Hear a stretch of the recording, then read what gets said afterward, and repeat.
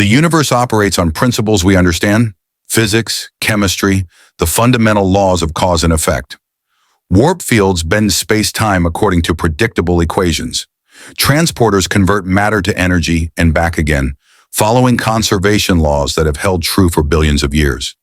Every sensor reading, every scientific theory, every rational explanation exists within a framework of order. But what happens when something appears that operates by entirely different rules? When energy that shouldn't exist meets technology designed to measure the impossible?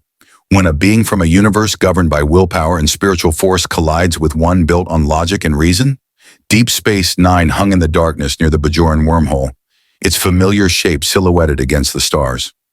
The station that had survived the Dominion War, hosted gods and prophets, and witnessed the impossible more times than seemed reasonable, was about to face something unprecedented, even by its extraordinary standards. Colonel, we're detecting a massive subspace distortion forming 200,000 kilometers off the station's port bow, Lieutenant Nog reported from ops, his Ferengi ears twitching with nervous energy. It's not the wormhole. The spatial signature is completely different. Colonel Kira Nerys stepped closer to the main view screen, her Bajoran earring catching the station's lights. 5 years after the war's end, DS9 had settled into an uneasy peace. The wormhole still opened occasionally, carrying Gamma Quadrant vessels on legitimate trade missions. The Cardassians were rebuilding. Even the Dominion had retreated into its own space. This should have been a routine shift. Classification? Kira asked. Unknown, Nog replied, his fingers dancing across the console. It's reading as a dimensional rift, but the energy signature is unlike anything in our database. It's not matching quantum singularities, transwarp conduits, or any known spatial anomaly. The power levels are... He paused, recalibrating his instruments. Colonel, the energy contained in that rift is reading at approximately 200 million terawatts and climbing. 200 million? Kira's eyes widened. That's more than the entire power output of this station for a year. And it's increasing exponentially, Nog confirmed. Whatever's coming through is carrying enough energy to... The rift tore open. Space itself seemed to scream as reality split apart in a cascade of orange and blue light that overwhelmed every sensor on the station. DS9's shields automatically activated, responding to the massive energy discharge. Emergency klaxons blared throughout the habitat ring. On the view screen, the rift stabilized into a swirling vortex of impossible colors, energies that shouldn't exist in normal space-time twisting around each other in patterns that made no scientific sense. And then he came through. A figure tumbled from the dimensional tear, arms flailing, his orange jumpsuit stark against the void of space. For a moment he seemed to hang there, suspended in the cosmos without an environmental suit, without any visible means of life support. Every biological law said he should be dead, frozen, asphyxiated, radiation poisoned within seconds. But the sensors showed something extraordinary. A field of golden energy surrounded him, shimmering like flame, protecting him from the vacuum. It pulsed with his heartbeat, this impossible aura that Federation science couldn't begin to classify. I'm reading a humanoid life form, Nog reported, his voice climbing with disbelief. But the biosigns are... Colonel, this can't be right. His cellular energy levels are off the scale. It's like he's generating his own power source internally. Multiple power sources. One of them is reading as a separate consciousness. Get a transporter lock, Kira ordered. Medical emergency protocols. Beam him directly to the infirmary. Colonel, I'm not sure that's advisable, came the voice of Lieutenant Commander Worf from Tactical. The Klingon warrior had been assigned to DS9 as Strategic Operations Officer after the war. We do not know what that energy field will do to our transporter systems.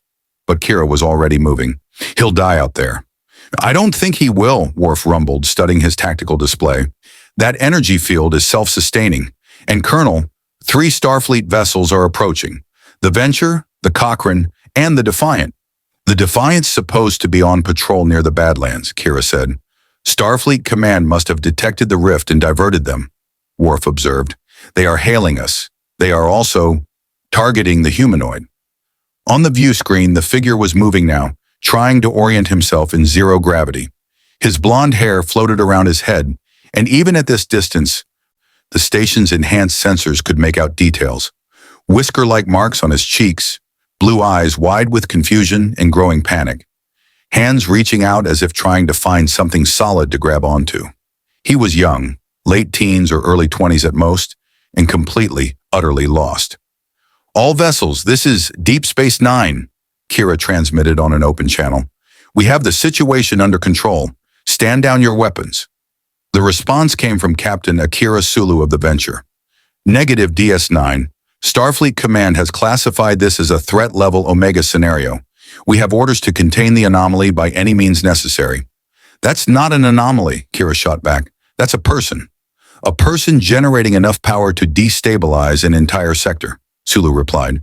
His voice was tight, controlled, frightened. "DS9, clear the area. We're establishing a containment field." The three starships moved into formation, their shields overlapping to create a triangular prison around the floating figure.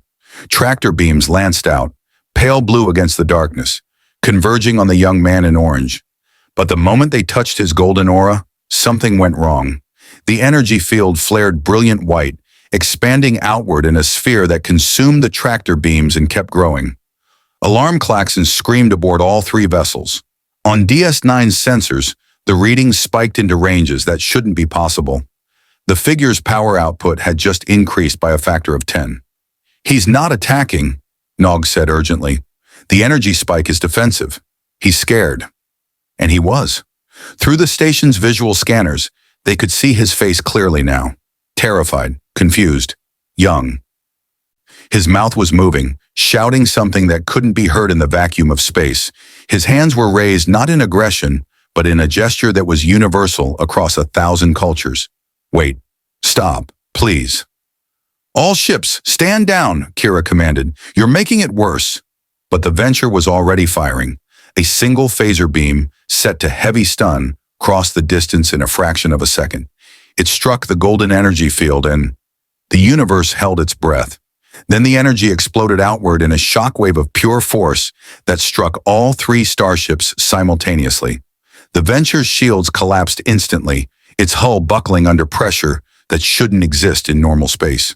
The Cochrane spun out of control, its warp nacelles venting plasma, and the Defiant, the toughest ship in the fleet, was thrown backward like a toy, tumbling end over end until its secondary systems managed to stabilize the ship 5,000 kilometers away. On DS9, every console sparked. The station shook. Emergency force fields snapped into place across 3 habitat levels where hull breaches had suddenly appeared. The lights flickered, died, came back on emergency power. In the silence that followed, Kira stared at the view screen. The 3 Starfleet vessels were still intact, but barely. The Venture was listing, massive hull damage visible even at this distance. The Cochrane had lost main power. The Defiant was limping back into position on thrusters alone. And floating in the center of that destruction, surrounded by an aura of golden fire that now blazed bright enough to be seen with the naked eye across thousands of kilometers, was a young man who looked absolutely horrified at what he'd just done. "Get me a communication channel," Kira said quietly. "Any frequency he might be able to hear. And someone find Captain Sisko. Tell him we have a situation that might require the Prophet's attention, because I don't think Starfleet is going to be able to handle this one. If you want to see more characters enter the Star Trek universe, hit that subscribe button and drop the name of a character you'd want to see in the comments below." "Live long and prosper." The figure in space raised his hands again, clearly trying to make himself understood, clearly desperate to explain. The golden energy around him pulsed like a living thing, responding to emotions that Federation sensors could measure, but not comprehend. Deep Space Nine, built to withstand the impossible, prepared to make first contact with something that shouldn't exist. Somewhere in the vast cosmos, in a universe governed by different laws, a village called Konoha was missing its greatest hero. And the Federation was about to learn what happened when that hero was treated as a threat. The rift behind him sealed shut with a sound like thunder in the vacuum of space. A sound that couldn't exist but did anyway, rippling through subspace itself. The way home was gone. Naruto Uzumaki was alone, afraid, and infinitely dangerous. The transporter room of Deep Space Nine materialized around Naruto in a shimmer of golden light that mixed strangely with his own chakra aura. He hit the pad hard, dropping to his hands and knees, gasping for air that suddenly existed again. The orange jumpsuit was torn at the shoulders, frost crystallizing on the fabric from his brief exposure to vacuum. His blonde hair hung in his face as he coughed, his body shaking. "Don't move!" The voice was sharp, female, commanding. Naruto's head snapped up. 6 figures surrounded the transporter pad, all pointing strange devices at him. Sleek, angular weapons that hummed with barely contained energy. They wore uniforms he didn't recognize. Black with colored shoulders, badges on their chests that looked like arrowheads. 2 of them were human or close enough. One was a tall, dark-skinned man with a bald head and intimidating presence. Another was something Naruto had never seen, a humanoid with ridged forehead and fierce eyes that reminded him of a predator. The woman who'd spoken wore Bajoran earrings and held her weapon with the steady confidence of someone who knew how to use it. "I said don't move," Kira repeated. "We're not trying to hurt you, but you need to stay exactly where you are." Naruto raised his hands slowly, palms out. Hey, I don't want any trouble. I don't even know where I am." His voice cracked slightly, exhaustion and fear bleeding through. "That rift it grabbed me during a mission and I couldn't." He stopped, eyes darting between the weapons. "Please, I'm not here to fight. I just want to go home." "What are you?" Worf demanded, his disruptor never wavering. "Our sensors detect 2 distinct life forms in your body." "Explain." Naruto's hand instinctively went to his stomach, where the seal containing Kurama pulsed beneath his skin. "That's complicated. Look, I know this looks bad, but Kit, these people reek of fear." Kurama's voice rumbled in his mind. "They attacked us the moment we arrived. I don't trust them." "They're scared, Kurama," Naruto thought back. "We almost destroyed their ships. Just let me talk to them, okay?" Dr. Julian Bashir stepped forward cautiously, his medical tricorder scanning. The device immediately went haywire, readings flickering through impossible values. "Colonel, his physiology is extraordinary. He's generating some form of energy internally that I've never encountered. His cellular structure is human adjacent, but there are differences at the molecular level. Whatever that energy field is, it's integrated with every cell in his body." "Is he dangerous?" Kira asked. "Colonel," Bashir said carefully, not taking his eyes off his tricorder. "According to these readings, he's apocalyptically dangerous.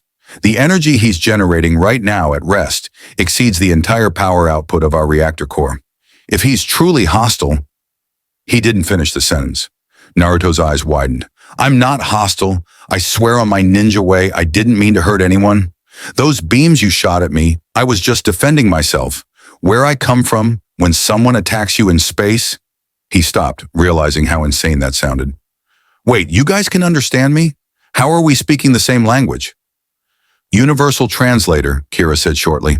"Standard Federation technology." She lowered her phaser slightly but didn't put it away. "You said you're a ninja. What's a ninja?" "A shinobi," Naruto said, slowly standing. The security officers tensed, but he kept his hands visible. "A warrior from my village, Konohagakure, the Hidden Leaf Village. We use chakra to..." He saw their blank expressions. "You don't know what chakra is." "Explain it," Worf commanded. Naruto took a breath, trying to organize his thoughts. "How did you explain something as fundamental as chakra to people who'd never heard of it?" "Chakra it's life energy. Everyone has it where I come from. It flows through your body in a network of pathways, and if you train hard enough, you can shape it, mold it, use it to do incredible things. Ninjutsu, ninja techniques. I can create copies of myself, walk on walls, enhance my strength." He gestured helplessly. "It's just normal. Everyone does it." "Everyone?" Bashir repeated, fascinated despite the situation. "Your entire civilization has access to this energy?" "Well, not everyone's a ninja, but yeah, pretty much everyone has chakra." Naruto's expression darkened. "At least they did. Before the 4th Shinobi World War, before Madara and Kaguya." He shook his head. "That's not important right now. What's important is that I need to get back. My friends, my village, they don't know where I am. We were fighting remnants of Kaguya's dimension, and something went wrong with the space-time ninjutsu, and..." The door to the transporter room hissed open. Captain Benjamin Sisko strode in, his command presence filling the small space immediately. He wore the same uniform style, but his bearing made it clear who was in charge. His eyes swept over the scene. The armed guards, the doctor with his scanning device, and the young man in orange standing on the transporter pad, radiating enough power to light a small sun. "Stand down," Cisco ordered quietly. The security team lowered their weapons but remained alert. "I'm Captain Benjamin Sisko, commander of this station. You're aboard Deep Space Nine, a Federation facility in the Alpha Quadrant. Who are you?" "Naruto Uzumaki," Naruto said immediately, straightening up. Something about this man commanded respect. "I'm a shinobi of Konohagakure. I'm sorry about your ships. I didn't mean to hurt anyone. I was just scared and—" "Your defensive response put 3 Starfleet vessels out of commission," Cisco said, his voice level but hard. 63 people are injured. The venture nearly lost structural integrity. Do you understand what that means?" Naruto's face went pale. I didn't know. I just reacted. When that beam hit me, Kurama's chakra automatically—" He stopped, seeing their confused expressions again. He's the Nine-Tails, a tailed beast. He's sealed inside me, and when I'm in danger, his power protects me even if I don't consciously activate it. A separate entity inside your body, Cisco said, exchanging a glance with Bashir. "Sentient. Very sentient, human," Kurama growled, and suddenly Naruto's eyes flashed red, his pupils becoming slitted, his canines elongating. The voice that emerged from Naruto's mouth was deeper, older, suffused with ancient power. "And very protective of my container. Your weapons tickled. The next time you fire them, I will not be so restrained." The security team raised their weapons again immediately. Worf's finger moved to his disruptor's trigger. "Kurama, stop!"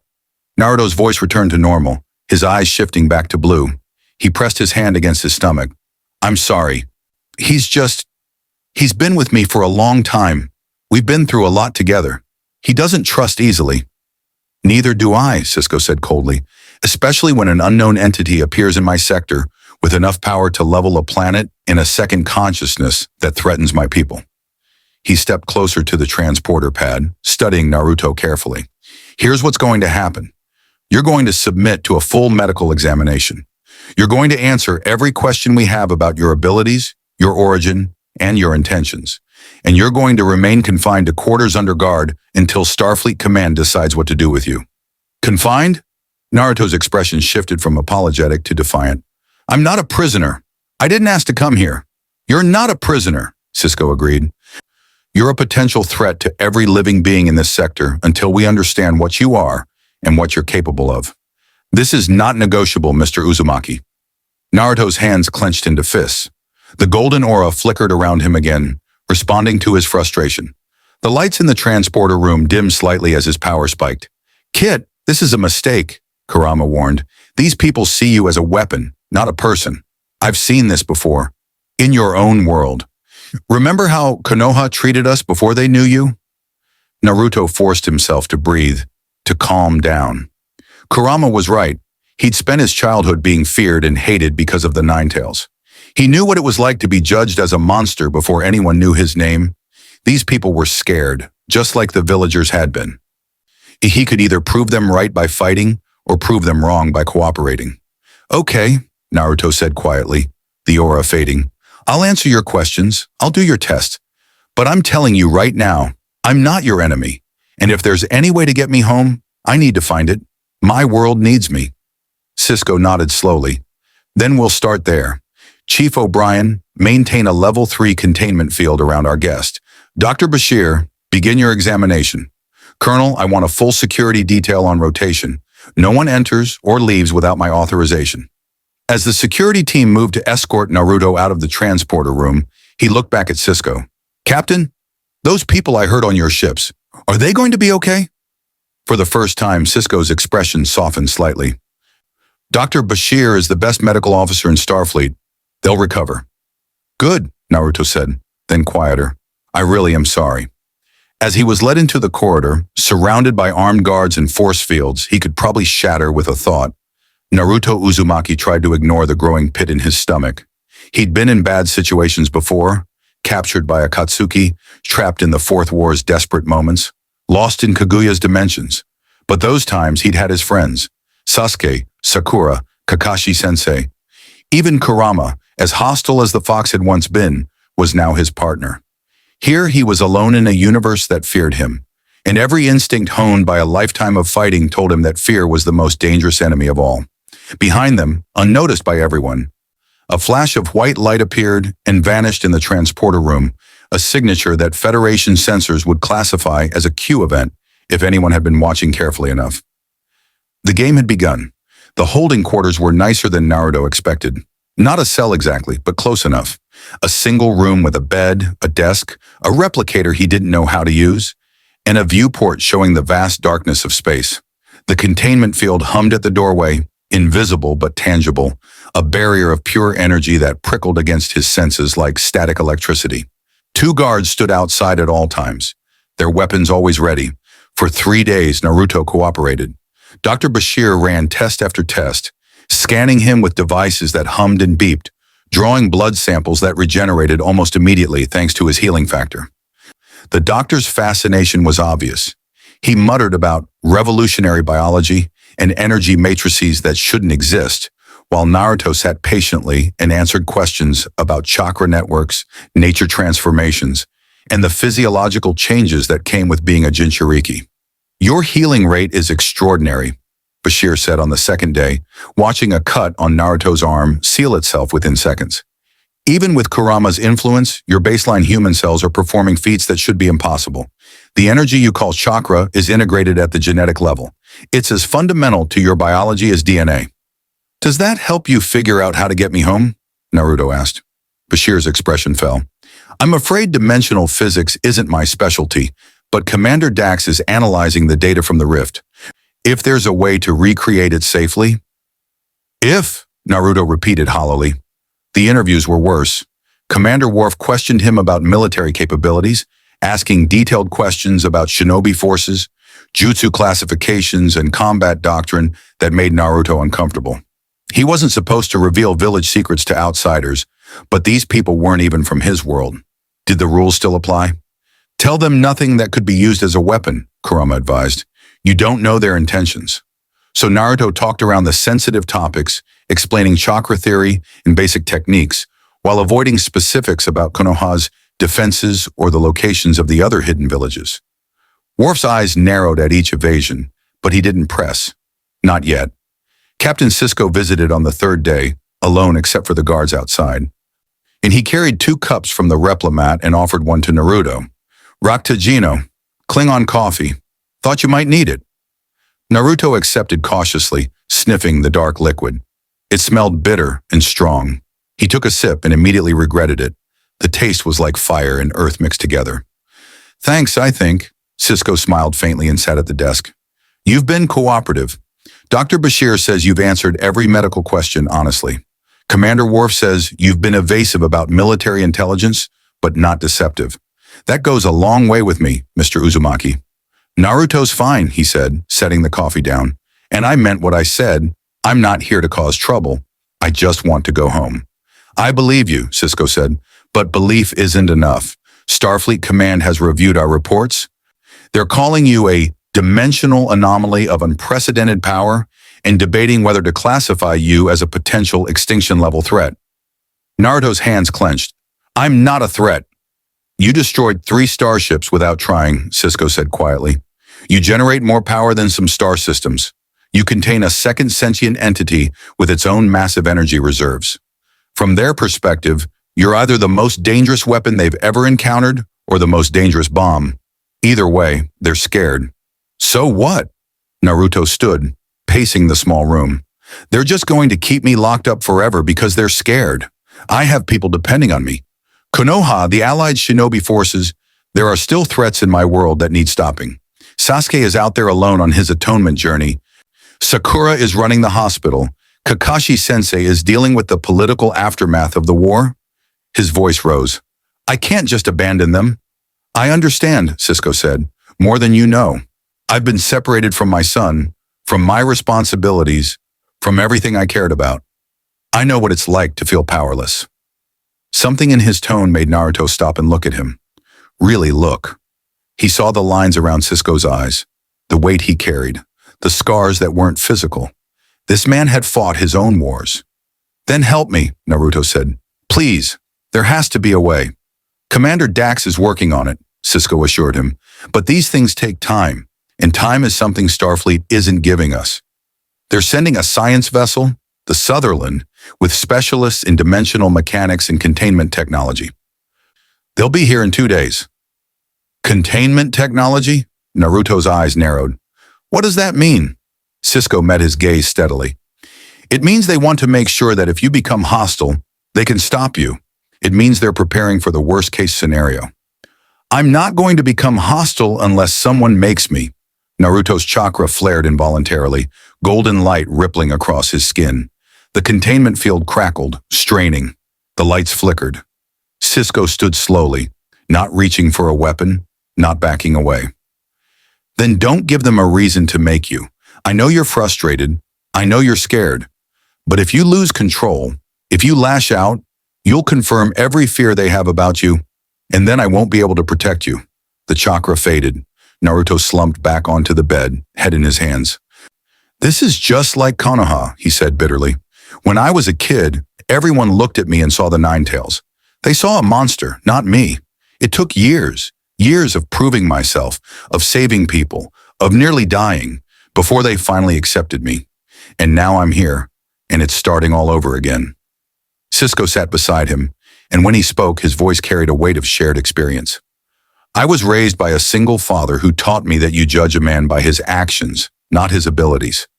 You've had 3 days to show us who you are. You could have escaped at any time. I've read the engineering reports on that containment field. It wouldn't hold you if you really wanted out, but you've stayed. That tells me something. What does it tell you? Naruto asked. That you're exactly who you claim to be, Sisko said. A good man trying to do the right thing in impossible circumstances. But Naruto, and I need you to understand this, good intentions won't be enough if something goes wrong. The people making decisions about you are sitting in comfortable offices on Earth, looking at power readings and threat assessments. They don't see the person. They see the danger. Before Naruto could respond, the station shook. It wasn't violent, but it was noticeable. A tremor that ran through the deck plating, accompanied by a distant rumble. Sisko's comm badge chirped. Ops to Captain Sisko. We have a situation. Report, Sisko said, already moving toward the door. 3 Romulan warbirds just decloaked at the edge of sensor range. Kira's voice was tight. They're requesting permission to dock. They say they have information about our dimensional anomaly and wish to speak with Station Command immediately. Captain, they knew about Naruto before we told anyone outside Starfleet. Sisko's jaw tightened. Raise shields. Battle stations. Tell them they can send a single representative aboard under escort. No weapons, no recording devices, and they stay in the docking ring. He glanced back at Naruto. Stay here. Don't do anything. I'll handle this. But as Sisko left, Naruto felt Kurama stir uneasily. Kit, something's wrong. Those ships, their energy signatures are all wrong. Cloaking technology. It reminds me of genjutsu, hidden in plain sight. You think they've been watching us? Naruto asked silently. I think they've been watching us since we arrived, Kurama growled. And if they know about us when even this Starfleet didn't tell outsiders, someone leaked information, or someone was already looking for us.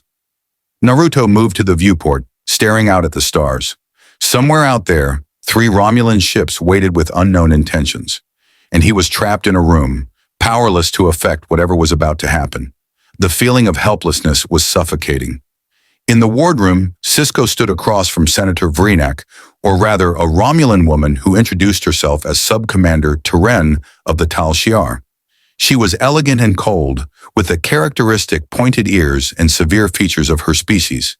She sat with perfect posture, her hands folded on the table, her eyes calculating.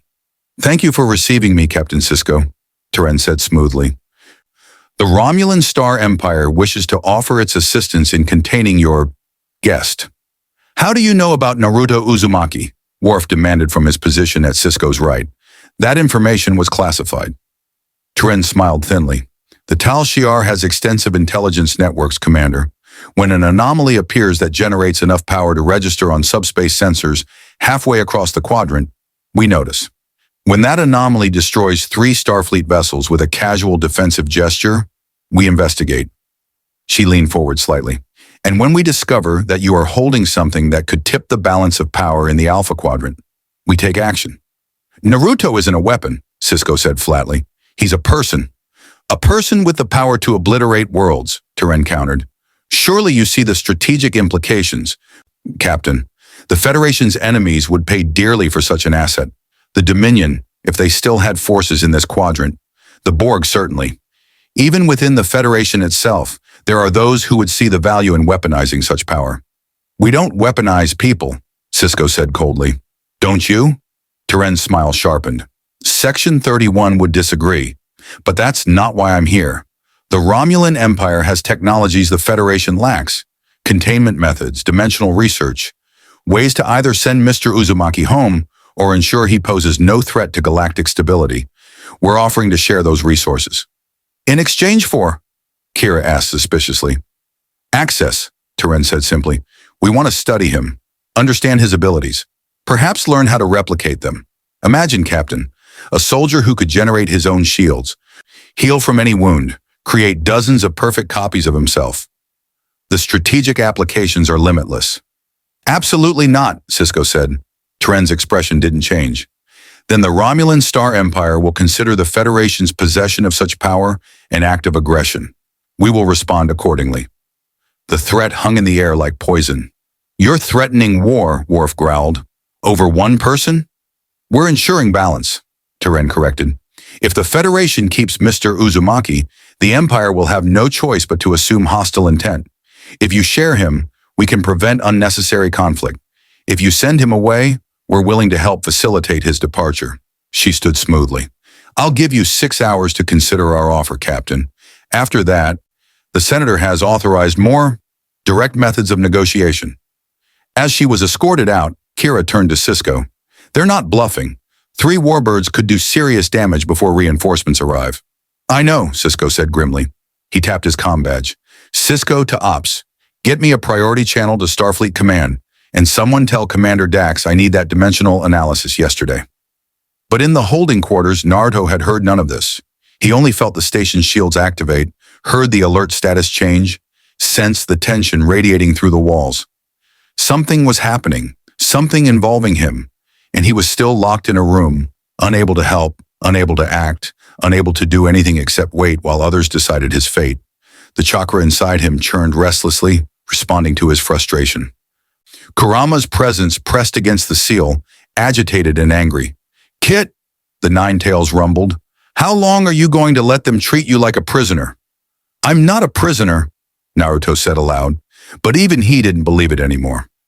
Outside, the first shadow clone materialized in the corridor, unconscious, automatic, born from stress and fear.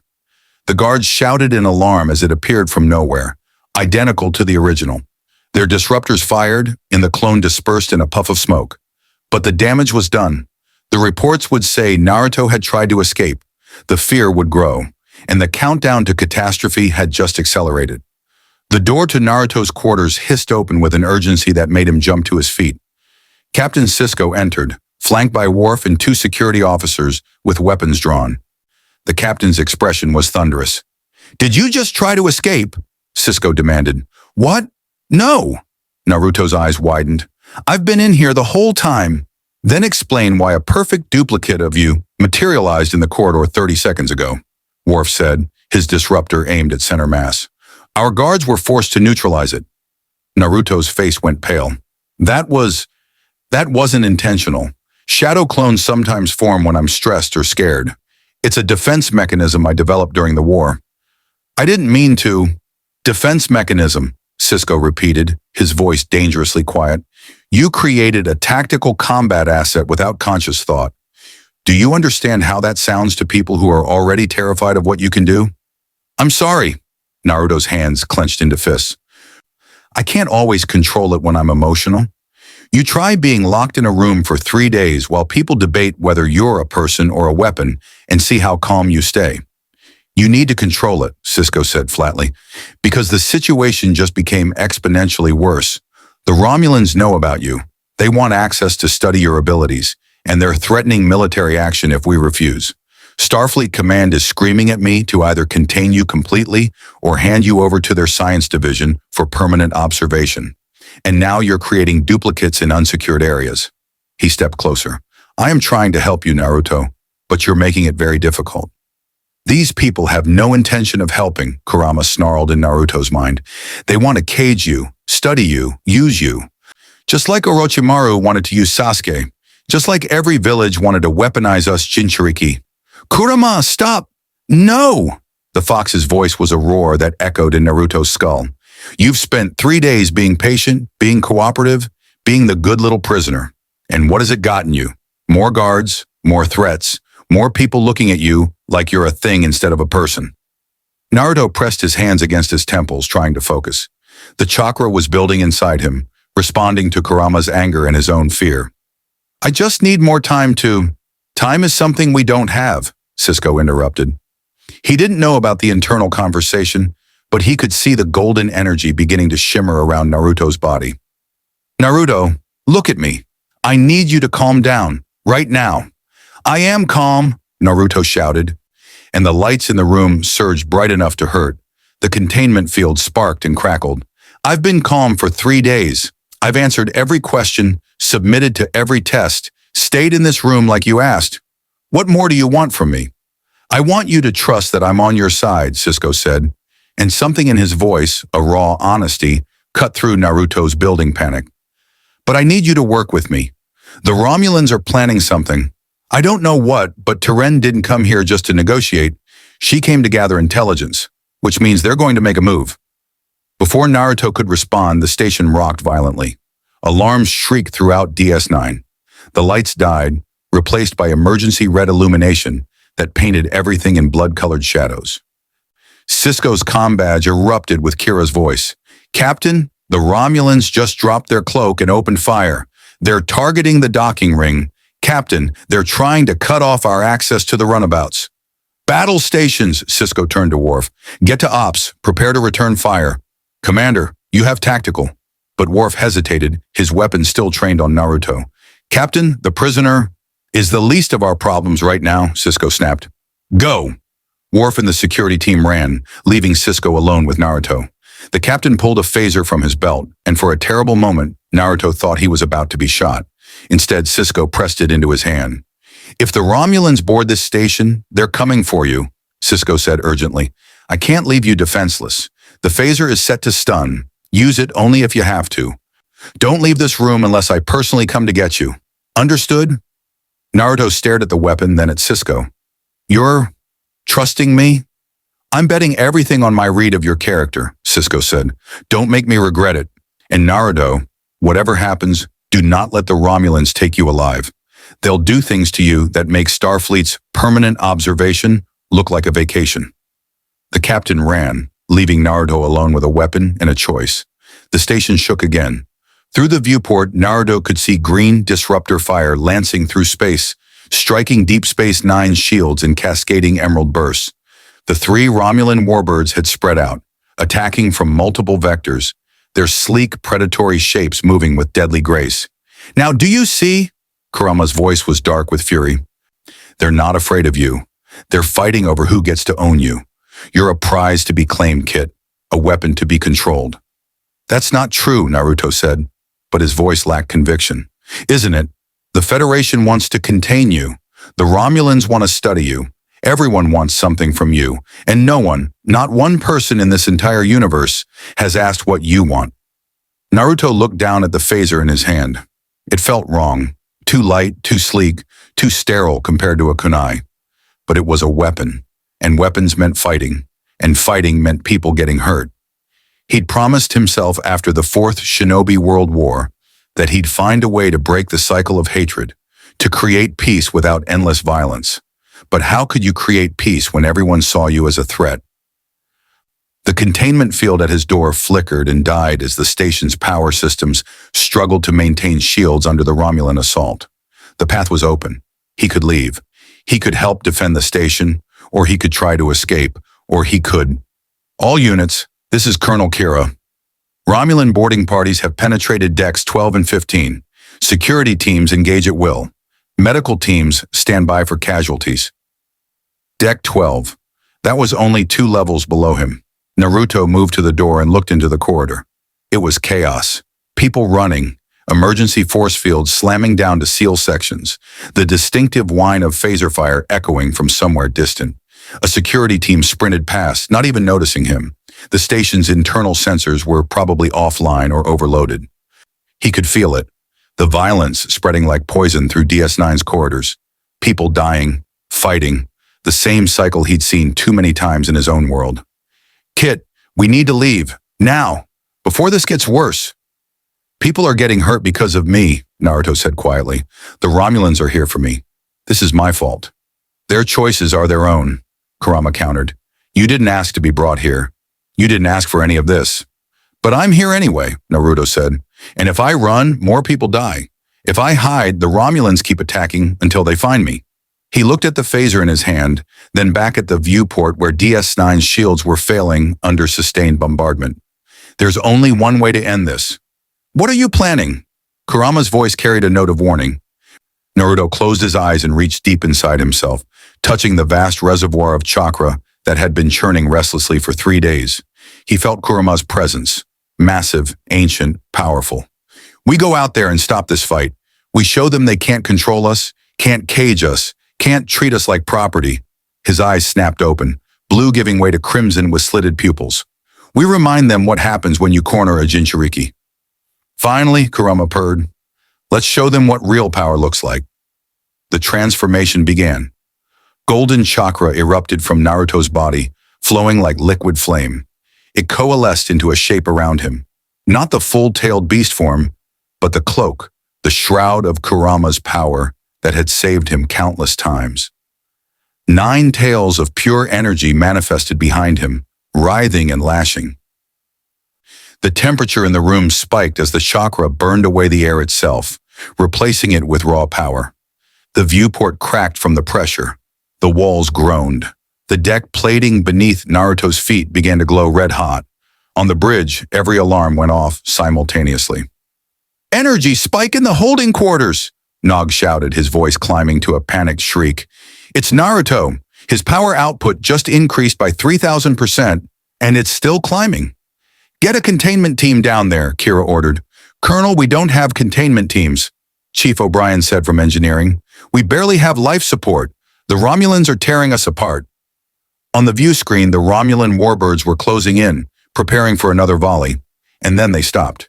Because from Deep Space Nine's lower docking pylon, a figure emerged into open space. He wasn't using a shuttle or wearing an EVA suit. He simply walked out through the station's hull as if the metal and composite alloys weren't there, passing through solid matter like a ghost, leaving behind a Naruto-shaped hole that immediately sealed itself with emergency force fields.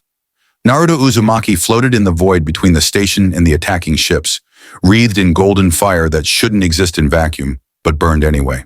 The 9 tails of chakra spread out behind him like a challenge to the universe itself. His eyes blazed crimson in the darkness, 2 points of malevolent light that could be seen across thousands of kilometers. "All ships," his voice boomed across every communication frequency simultaneously, not transmitted through technology, but forced directly into subspace through pure chakra manipulation. "Stop firing, now!" The voice carried 2 tones, Naruto's youth and determination, and beneath it, Kurama's ancient fury. In the lead warbird, Sub-Commander Teren stared at the tactical display in shock.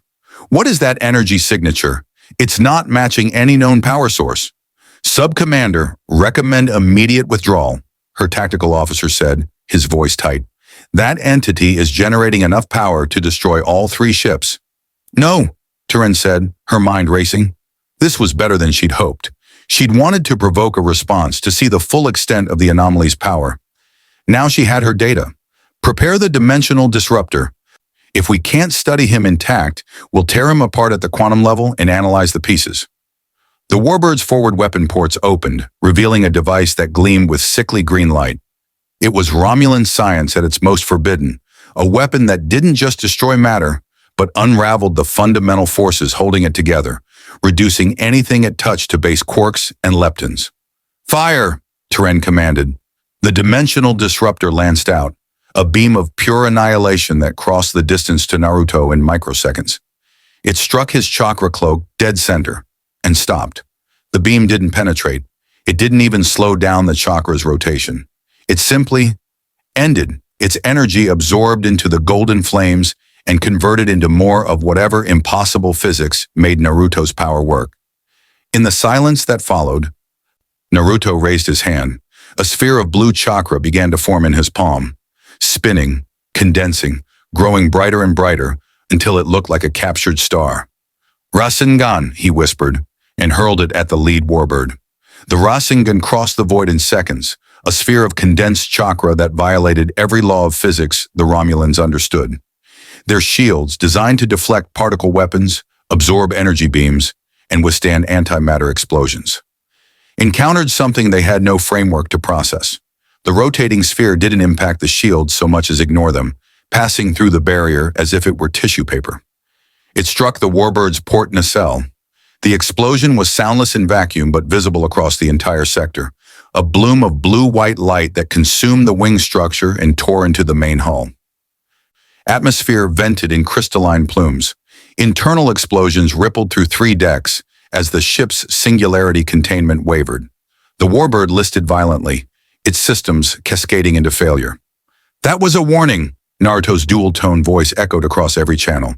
"The next one hits your bridge. Leave. Now." On Deep Space Nine, Sisko watched the tactical display with a mixture of awe and horror. He just crippled a Romulan warbird with a single attack, without breaking a sweat. "Captain," Dax said quietly from her science station, "I'm reading massive gravitational distortions around Naruto. His energy field is warping space-time. If he releases much more power—" She didn't finish the sentence. She didn't need to. The 2 remaining warbirds were already moving, cloaking devices engaging as they retreated at maximum impulse.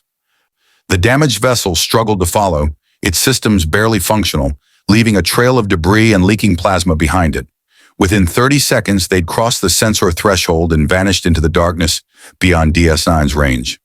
Naruto floated in the silence of space, the chakra cloak still burning around him.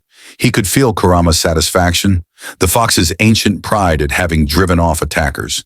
But underneath that was something else, Naruto's own growing unease. He'd meant it as a warning, one attack, precisely calibrated to disable, not destroy. But even he could see the secondary explosions still rippling through that warbird's hull. How many Romulans were dead because of that warning? How many families just lost someone? "Don't," Kurama warned, sensing his thoughts. "Don't you dare feel guilty for defending yourself. They attacked first. They fired a weapon meant to tear you apart at the molecular level. You showed restraint." "I still hurt people," Naruto thought back. "Better them than us," the Nine-Tails rumbled. "Better them than the innocents on that station. You saved lives today, Kit." But it didn't feel like saving. It felt like the same cycle. Violence answered with violence. Fear breeding more fear. He'd seen it destroy his world. Now he was watching it happen again in a universe that should have known better. "Mr. Uzumaki," Sisko's voice cut through his thoughts, transmitted from DS9. "I need you to return to the station. Immediately. What you just did, defending us, I'm grateful. But Starfleet Command is now classifying you as an active threat. They're sending the USS Sovereign with orders to contain you by any means necessary. You've got maybe 6 hours before they arrive." Naruto turned in space, looking at the station. Through the viewport of Ops, he could see tiny figures moving. The captain, the crew, all of them staring at him, afraid of him. "See?" Kurama's voice was bitter. "You saved them, and they respond by sending warships. This is why I learned to hate humanity, Kit. No matter what you do, they'll always fear what they can't control." "Captain Sisko isn't like that," Naruto said aloud, though no one could hear him in the vacuum. "He trusted me. He gave me a weapon and believed I wouldn't abuse it." "One man," Kurama countered. "One man in an entire galaxy that sees you as a monster. How long before even he turns on you?" Naruto didn't have an answer for that. He flew back to DS9, the chakra cloak propelling him through space with thought alone. He phased through the hull again, a technique he'd learned from Obito's Kamui, adapted through his own 6-pass abilities, and materialized in the corridor outside his quarters. The golden aura faded, the Nine-Tails dissipating like morning mist. He stumbled slightly, exhausted from maintaining the transformation in an environment where chakra had to fight against the universe's fundamental laws just to exist. Security teams surrounded him instantly, weapons raised but not firing. They'd seen what he could do. The fear in their eyes was palpable. "Stand down," Sisko's voice came from behind them. The captain approached slowly, carefully, as if Naruto were a spooked animal. "Everyone back to stations. I'll handle this." The security teams retreated, but they didn't go far. Sisko gestured to the quarters. "Inside. We need to talk." Back in the room, Sisko stood by the viewport while Naruto collapsed onto the bed. The exertion had taken more out of him than he'd expected. Fighting in this universe was like moving through water. Every jutsu required twice the chakra, twice the focus. "You saved lives today," Sisko said finally. "The Romulans would have torn this station apart looking for you. You stopped that. And now Starfleet wants to lock me up forever," Naruto said bitterly. "Or kill me. Which is it?" "Neither, if I have anything to say about it," Sisko replied. "But you need to understand something, Naruto. This universe operates by different rules than yours. We have laws, treaties, diplomatic protocols. What you did, attacking a Romulan vessel, could be interpreted as an act of war. They attacked first." "I know," Sisko said, "and I'll testify to that. But it doesn't change the fact that you're now a political crisis waiting to explode. The Romulans will claim you're a Federation weapon deployed against them. The Klingons will demand answers about why we're harboring something that powerful. The Cardassians will assume it's a prelude to invasion." He turned to face Naruto directly. "Every major power in the quadrant is going to want you dead, imprisoned, or under their control. And Starfleet, my own organization, is terrified enough to send one of their most powerful ships to neutralize you. So what am I supposed to do?" Naruto's voice cracked. "I can't go home. I can't stay here. I can't fight everyone. What's left?" Before Sisko could answer, the air in the room shimmered. Both of them tensed, Naruto's hand moving toward a kunai he no longer had. The shimmer coalesced into a figure, humanoid, dressed in what looked like an antique Starfleet uniform from centuries past, with a mischievous smile and eyes that held the weight of eternity. "Oh, this is delicious," Q said, clapping his hands together. "A dimensional anomaly that makes even me raise an eyebrow.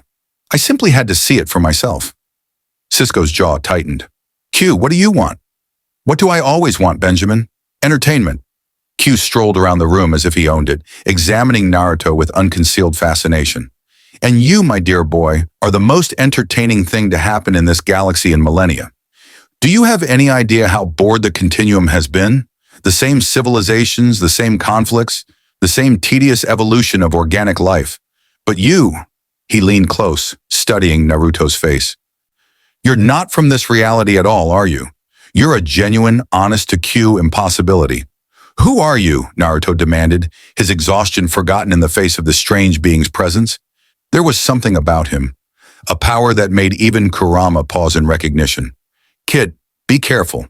This entity exists outside normal space-time. He's like the Sage of Six Paths, but worse. Much worse." "I'm Q," the entity said with a theatrical bow.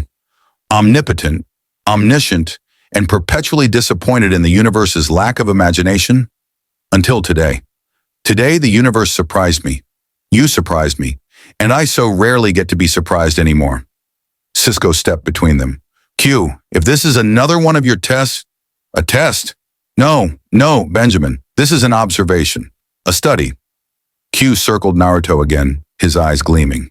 "You see, when this boy appeared, he created a ripple in the space-time continuum that the continuum felt across dimensions.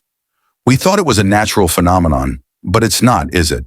You're powered by something that doesn't exist in our universe, something that operates by completely different physical laws." "Chakra," Naruto said warily. "It's called chakra." "Chakra?"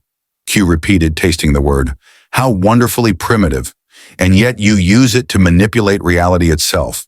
Matter creation, spatial displacement, energy projection at levels that would make a supernova jealous.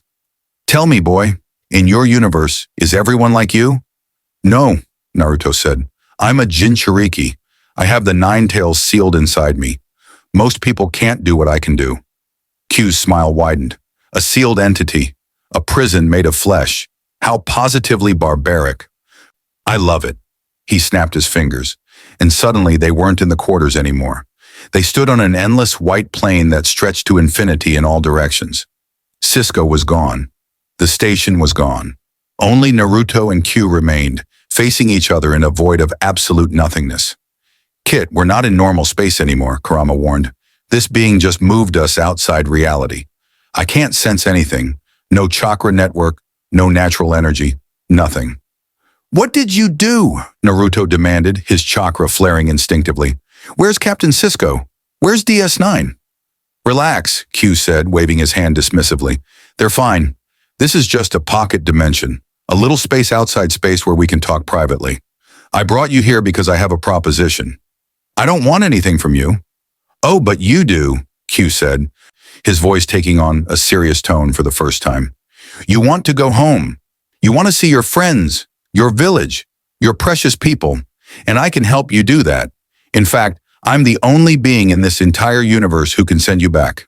Naruto froze. You can send me home? Of course, Q's theatrical manner returned. Child's play, really. A snap of my fingers, and you're back in your own reality, back to your own set of impossible physics and spiritual mumbo-jumbo. I could do it right now. He raised his hand, fingers poised to snap. Then do it, Naruto said desperately. Please, just send me back. Q's fingers paused. But where's the fun in that? You see, Naruto Uzumaki, you have potential. Extraordinary potential. You're not just powerful, you're idealistic, compassionate. You believe in things like friendship and protecting others even when they fear you. It's nauseating, really, but also fascinating. What do you want from me? Naruto asked suspiciously. Q's smile turned predatory. I want to see what you'll do. You're an impossible variable in a calculated universe. Will you bring enlightenment or destruction? Will you be the bridge between realities or the bomb that destroys them both? I want to watch the chaos unfold. He lowered his hand without snapping. So here's my proposition. I'll send you home. Eventually. After you've had a chance to shake things up here. After you've shown me whether the power you wield makes you a god or a devil. That's not a proposition, Naruto said angrily. That's blackmail. It's an opportunity, Q corrected. You're stuck here regardless. The only question is whether you have hope of returning home or spend eternity as this universe's boogeyman. I'm offering you the hope. All you have to do is be yourself. Act according to your nature. Save people. Fight tyrants. Make friends. Make enemies. Do whatever your heroic little heart tells you to do. And when I've seen enough, when you've sufficiently entertained me, I'll send you home with a neat little bow on top. And if I refuse? Naruto challenged. Q's expression went cold. Then you'll discover that omnipotence means I can do far worse things than leave you stranded. I could send you home right now, but to a time when your village is ash, or to a reality where everyone you love hates you. Or I could simply unmake you from existence. And your own universe would retroactively adjust so you were never born at all. The warmth returned to his voice like a switch being flipped. But I won't do any of that because I like you. You're interesting. So play along, put on a good show, and eventually you'll get exactly what you want. Naruto stared at this impossible being who held his fate in hands that could rewrite reality itself. Every instinct told him to fight, to never surrender to blackmail. But what could he do against something that existed beyond space and time? Kid, we can't win this fight, Kurama said quietly. This Q, he's beyond even Kaguya, beyond the sage. He's something that shouldn't exist and he knows it. Fine, Naruto said through gritted teeth, but I'm not doing it for you. I'll keep being myself, keep trying to help people, because that's who I am. Not because you want entertainment. Perfect. Q clapped his hands together, and suddenly they were back in the quarters on DS9. Sisko was still there, frozen in mid-sentence, as if no time had passed at all. Q winked at Naruto. I'll be watching. Try not to disappoint me. He vanished. Time resumed. Sisko finished his sentence. And I won't let them take you without a fight. Naruto looked at the captain with new eyes, at this man who'd shown him more kindness than most of his own galaxy, at the station full of people caught in the crossfire of forces they couldn't understand, at a universe that feared him, but that he now had to navigate somehow. Q had given him hope, poisoned, manipulative hope, but hope nonetheless, and Naruto Uzumaki had never backed down from a challenge in his life. Captain, he said quietly, I think things are about to get a lot worse before they get better. Why? Sisko asked. Because I just met someone who makes the Romulans look friendly, Naruto said, and he's decided I'm his new favorite toy. The USS Sovereign arrived at Deep Space Nine exactly 6 hours later, dropping out of warp with the kind of precision that spoke to a crew on high alert. The flagship was a marvel of Federation engineering, sleeker and more powerful than even the legendary Enterprise E, bristling with quantum torpedoes and regenerative shields designed to face threats like the Borg. It hung in space like a predator, dwarfing the station with its imposing presence. On DS9's ops deck, the mood was funeral. Everyone knew what was coming. Incoming transmission, Nog reported. It's Admiral Janeway. Sisko's jaw tightened. Catherine Janeway, the woman who'd brought Voyager home from the Delta Quadrant, who'd faced the Borg Queen and won, who'd been promoted to Admiral and given authority over Starfleet's most critical operations. If they'd sent her, this was worse than he'd thought. On screen, he said. Admiral Janeway's face appeared, and Sisko could see the weight she carried. Her red hair was pulled back severely, her expression carved from stone. Captain Sisko, I'm sure you know why I'm here. Admiral, I strongly recommend we discuss this situation before taking any action, Sisko said carefully. Naruto Uzumaki is not the threat Starfleet seems to believe. He crippled a Romulan warbird, Benjamin, Janeway interrupted, with a single attack. He generates power output that rivals some star systems, and according to your own reports, he contains a second sentient entity with equivalent or greater destructive capacity. Starfleet Command has classified him as a clear and present danger to galactic stability. He was defending the station, Sisko insisted. The Romulans fired first. They used a dimensional disruptor trying to kill him. He showed remarkable restraint in his response. Restraint? Janeway's voice rose slightly. Benjamin, I've read the sensor logs. That restrained attack punched through Romulan shields like they weren't there and nearly caused a warp core breach. If he'd wanted to, he could have annihilated all 3 warbirds. That kind of power in one individual, especially one we don't understand, cannot be allowed to operate freely. What are you proposing? Sisko asked, though he already knew. Containment, immediate and permanent. We've developed a specialized holding facility using technology adapted from the Borg, multiphasic shielding, dampening fields that should suppress exotic energy signatures, gravitational confinement. Mr. Uzumaki will be transferred to the Sovereign and held there until we can construct something more permanent. You're talking about a prison, Kira said from Tactical, her voice hard, for someone who hasn't committed any crime. Colonel, with all due respect, the Federation doesn't have laws covering dimensional anomalies with apocalyptic power levels, Janeway replied. We're making this up as we go. But I cannot risk billions of lives on the hope that this young man maintains perfect control forever. What happens when he has a nightmare? What if his emotional control slips during an argument? What if that entity inside him decides humanity isn't worth protecting? In the holding quarters, Naruto heard every word through the station's internal comm system. Sisko had left the channel open, whether as a courtesy or a warning, Naruto wasn't sure. They're coming for you, Kurama growled. That ship out there, I can feel its weapons charging. They're not taking chances this time.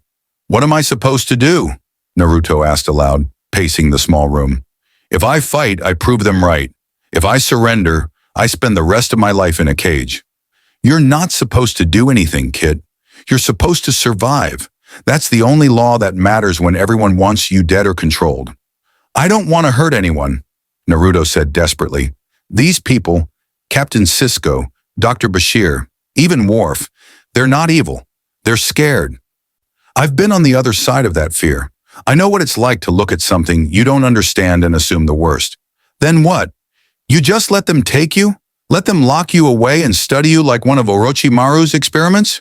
Before Naruto could answer, the lights in his quarters flickered. Not the emergency flicker of power failure. This was different, rhythmic, deliberate. And then a voice spoke from the air itself, bypassing all technology. Tick-tock, little hero, Q's voice whispered.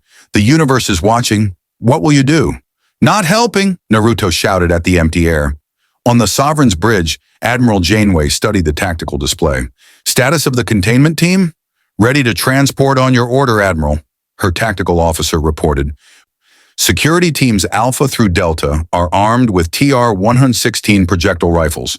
No energy signatures for the target to absorb or redirect. Stun grenades, neural dampeners, and emergency transport inhibitors are in place. Janeway nodded. They're treating this like a military operation because that's what it is, she said quietly to her first officer, Commander Shelby. I don't like it any more than you do, but we're out of options. Admiral, what if Sisko's right? Shelby asked. What if this Uzumaki really is just a kid trying to get home?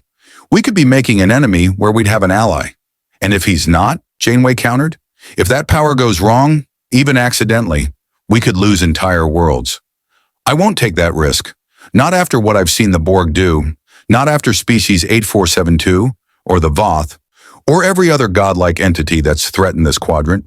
We contain the threat first. We understand it later. On DS9, Sisko made his decision. He tapped his comm badge. Sisko to Uzumaki. Naruto, I need you to listen very carefully. Admiral Janeway is about to send a containment team. I'm ordering you not to resist. Do you understand? In the quarters, Naruto stared at the comm panel. Captain, if I let them take me, you stay alive, Sisko interrupted, which means there's still a chance we can fix this. If you fight, if you hurt anyone, it's over. They'll classify you as hostile and use lethal force. Please, Naruto, trust me one more time. Naruto closed his eyes. He thought about Konoha, about all the times he'd been rejected and feared. He thought about Gaara, who'd been a Jinchuriki like him, who'd learned that being a monster only made things worse. He thought about Sasuke, who'd chosen revenge and nearly lost himself. And he thought about Iruka-sensei, who'd believed in him when no one else would. Okay, Naruto said quietly, I'll go peacefully. But Captain, don't let them forget I'm a person. Whatever happens, please, just remember that. I will, Sisko promised. The transporter beam took Naruto without warning. No chance to prepare, no opportunity for second thoughts. One moment he was in his quarters on DS9, the next he was materializing in a large cargo bay on the Sovereign, surrounded by 24 security officers with weapons aimed at his head. Hands where we can see them, the team leader barked. Down on your knees, now. Naruto raised his hands and knelt slowly. His chakra churned inside him. Kurama's fury pressing against the seal like a caged beast. But he kept his promise. He didn't fight. They moved fast, restraints that looked like metallic bands snapped around his wrists and ankles, connecting to a central control module. The moment they activated, Naruto gasped as something cold and invasive washed over him. His chakra network seized up, the flow disrupted by some kind of dampening field. It didn't cut him off from his power entirely, but it was like breathing through a wet cloth. Possible, but suffocating.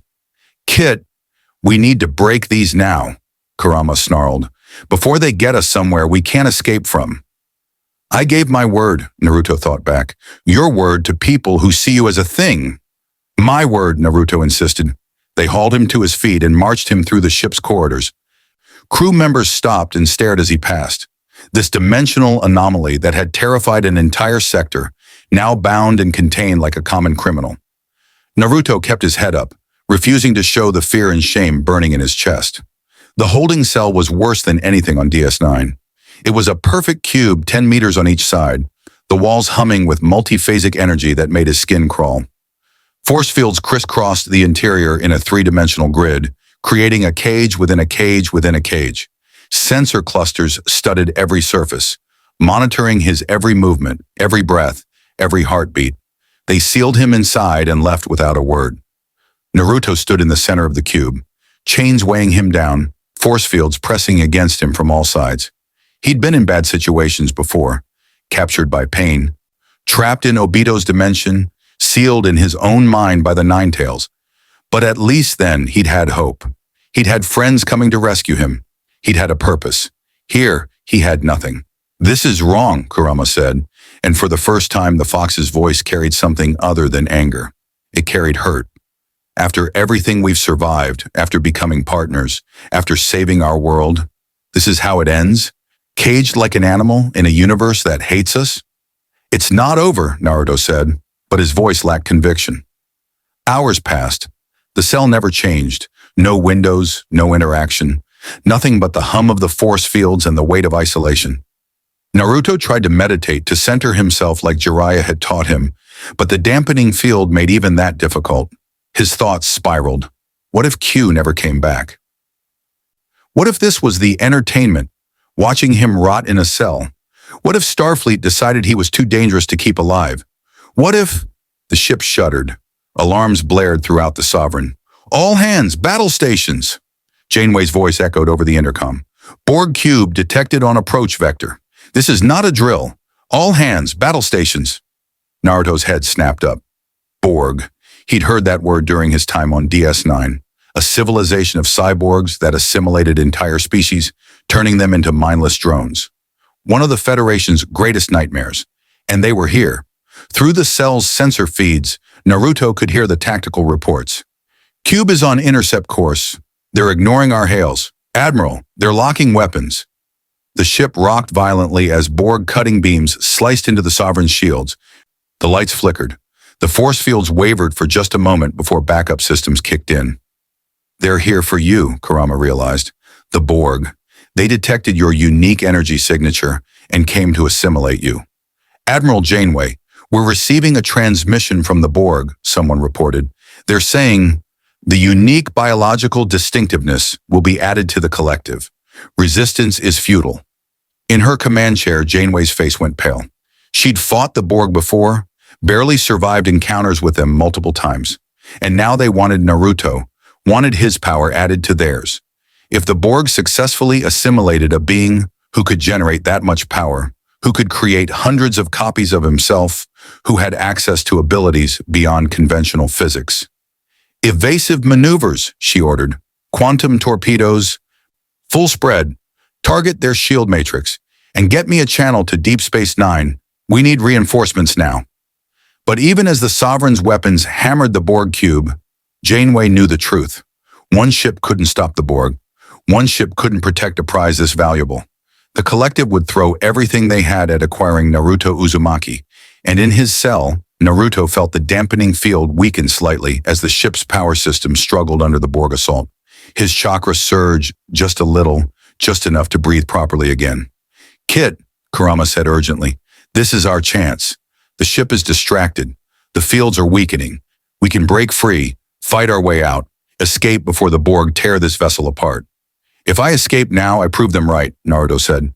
I prove I'm the monster they think I am. If you stay, you'll be assimilated, Kurama roared. Do you understand what that means? The Borg will take everything. Your memories, your skills, your chakra, me. They'll turn you into a weapon against your own values, and there won't be anything left of Naruto Uzumaki except a shell serving their collective. The ship shuddered again. Somewhere close, Naruto heard the distinctive sound of Borg drones beaming aboard, that eerie mechanical hum that preceded assimilation. He had seconds to decide, stay and honor his promise, risking assimilation and the horror of becoming the very weapon everyone feared, or break free, prove Starfleet right about him being uncontrollable, and survive to fight another day. The golden chakra began to glow through the dampening field, 9 tails of power starting to manifest despite the technological suppression.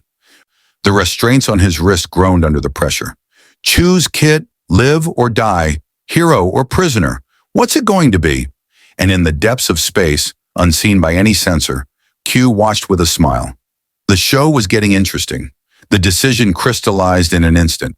Naruto's chakra exploded outward in a golden tsunami that shattered the restraints, overloaded the dampening field, and sent cracks spiderwebbing across the multi-phasic barriers.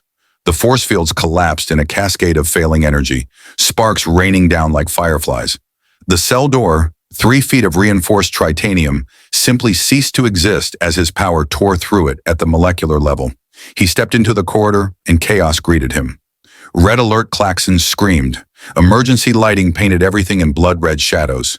Down the hallway, security officers were firing at advancing Borg drones, 7-foot-tall cyborgs that shrugged off phaser fire as their adaptive shields analyzed and nullified each beam. Bodies lay on the deck, some dead, some in the midst of assimilation as Borg nanoprobes rewrote their cells into something inhuman. Target acquired, one drone intoned in a flat, emotionless voice, its single red eye locked onto Naruto. Dimensional anomaly will be assimilated. Your biological and technological distinctiveness will be added to our own. 3 drones turned toward him, moving with mechanical precision. Tubules emerged from their arms. injection mechanisms carrying billions of nanoprobes designed to transform living beings into Borg.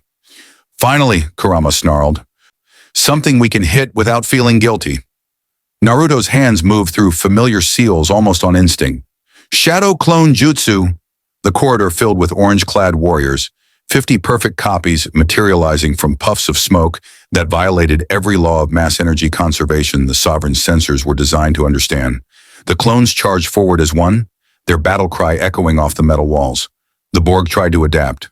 Their shields adjusted for projectile attacks, energy attacks, kinetic force. But how did you adapt to an enemy that could create matter from nothing, that could phase through walls, that operated on principles your collective had never encountered in 10,000 species? Naruto's clones struck like a tsunami of fists and feet. Rasengan spheres materialized in their palms, each one a miniature cyclone of chakra that the Borg shields couldn't process quickly enough. Drones were thrown backward, their mechanical components crushed, their organic parts hemorrhaging as the rotating sphere of energy disrupted both technological systems and biological functions simultaneously. The anomaly resists assimilation, the Borg reported to their collective, confusion evident even in their monotone. Adaptation impossible, new protocols required. But there was no time for protocols. Naruto and his army of clones swept through the corridor like a storm, destroying every drone they encountered. The Federation security officers stood frozen, watching this impossible being save their lives with power that made their weapons look like children's toys. "Don't just stand there," Naruto shouted over his shoulder. "Get to safety. Get your wounded to sickbay." He didn't wait to see if they obeyed. His sensory abilities, enhanced beyond normal limits by Sage Mode, could feel the Borg infestation spreading through the ship. They'd beamed in at multiple points, trying to overwhelm the Sovereign's defenses through sheer numbers. The crew was fighting bravely, but they were losing. "Kit, I'm sensing massive energy signatures converging on the bridge," Kurama warned. "That's where the ship's command center is. If the Borg take it..." "I know," Naruto said, already running. His clones dispersed throughout the ship on independent missions, some to defend engineering, others to protect sickbay, still more to rescue trapped crew members. Each one carried a piece of his consciousness, fighting with his skill and determination. He reached the bridge through a Jeffries tube that emerged near Tactical, phasing through the final access panel rather than waiting for it to open. The scene that greeted him was desperate. Admiral Janeway stood at the center of her bridge, phaser in hand, blood running from a cut on her forehead. Half her crew was down, assimilated or dead, Naruto couldn't tell which. Borg drones advanced from 3 directions, their shields glowing green as they absorbed and adapted to every weapon fired at them. Commander Shelby was backing toward the view screen, firing her phaser on maximum setting with no visible effect. "Admiral, they've adapted to all our weapons," the tactical officer shouted. "I'm reading more drones beaming in on decks 4 through 9. "Then we go to hand," Janeway said grimly, dropping her useless phaser and grabbing a batleth from the weapons locker. "We don't let them take this ship." "You don't have to," Naruto said. Every head turned. Janeway's eyes widened as she saw him standing there, free, surrounded by an aura of golden fire. "How did you—" "Later," Naruto interrupted. "Right now you need help, and I'm the only one here who can give it." A Borg drone lunged for him, tubules extending. Naruto didn't even look at it. His hand snapped out in a casual backhand that sent the 7-foot cyborg flying across the bridge to crumple against the wall, its mechanical components sparking and dying. "All of you, get to the escape pods," Naruto ordered. "I'll handle the Borg." "Like hell," Janeway said, raising her batleth. "This is my ship." Naruto looked at her, really looked at her, and saw the same stubborn determination that had defined every captain and admiral he'd read about during his time on DS9. These Starfleet officers, for all their fear of him, were warriors in their own right. They didn't abandon their posts. They didn't run from fights. "Fine," Naruto said. "Then stay behind me and don't get in my way." He stepped forward and the Sage Mode activated. Orange pigmentation appeared around his eyes. His pupils became horizontal bars, toad-like, as he synchronized with the natural energy of the universe itself. In his own world, he'd draw from the planet's life force. Here, he pulled from the cosmic background radiation, from the zero-point energy of quantum fluctuations, from the exotic particles that leaked through subspace. The universe fought him, These energies weren't meant to be shaped this way, but Naruto had never let impossibility stop him before. Sage art, massive Rasengan barrage. He created 20 clones in the space of a heartbeat. Each clone formed a Rasengan, no, an Odama Rasengan, scaled up to the size of a beach ball, and hurled them at the advancing Borg. The rotating spheres of chakra filled the bridge with blue-white light, moving with impossible speed and precision. The Borg shields tried to adapt. Their collective intelligence analyzed the energy signatures, attempted to modulate defensive frequencies, calculated probability matrices for defense. But you couldn't adapt to something that rewrote the rules with every rotation? Each Rasengan was slightly different, channeling chakra through unique patterns that the Borg had no framework to understand. The spheres struck home. Drones exploded, not just destroyed but unmade, their matter scattered at the molecular level. The bridge cleared in seconds, the Borg threat eliminated before they could finish their adaptation protocols. Silence fell, broken only by the ship's alarms and the labored breathing of the survivors. Janeway stared at Naruto, her bat'leth lowering slowly. "You saved us." "I told you I wasn't your enemy," Naruto said quietly. "The Borg are, and from what I've sensed, they've infested half your ship. We need to push them back before they compromise your warp core or assimilate enough of your crew to learn your ship's command codes." "Tactical report," Janeway ordered, her command instincts overriding her shock. The tactical officer pulled himself up from where he'd been knocked down, checking his console. "Borg infestation on decks 4, 7, 9, and 11. Engineering is holding but barely. Sickbay is..." He paused, reading the data. "Admiral, Sickbay is reporting that something is systematically destroying the Borg drones on their deck. No Federation forces present.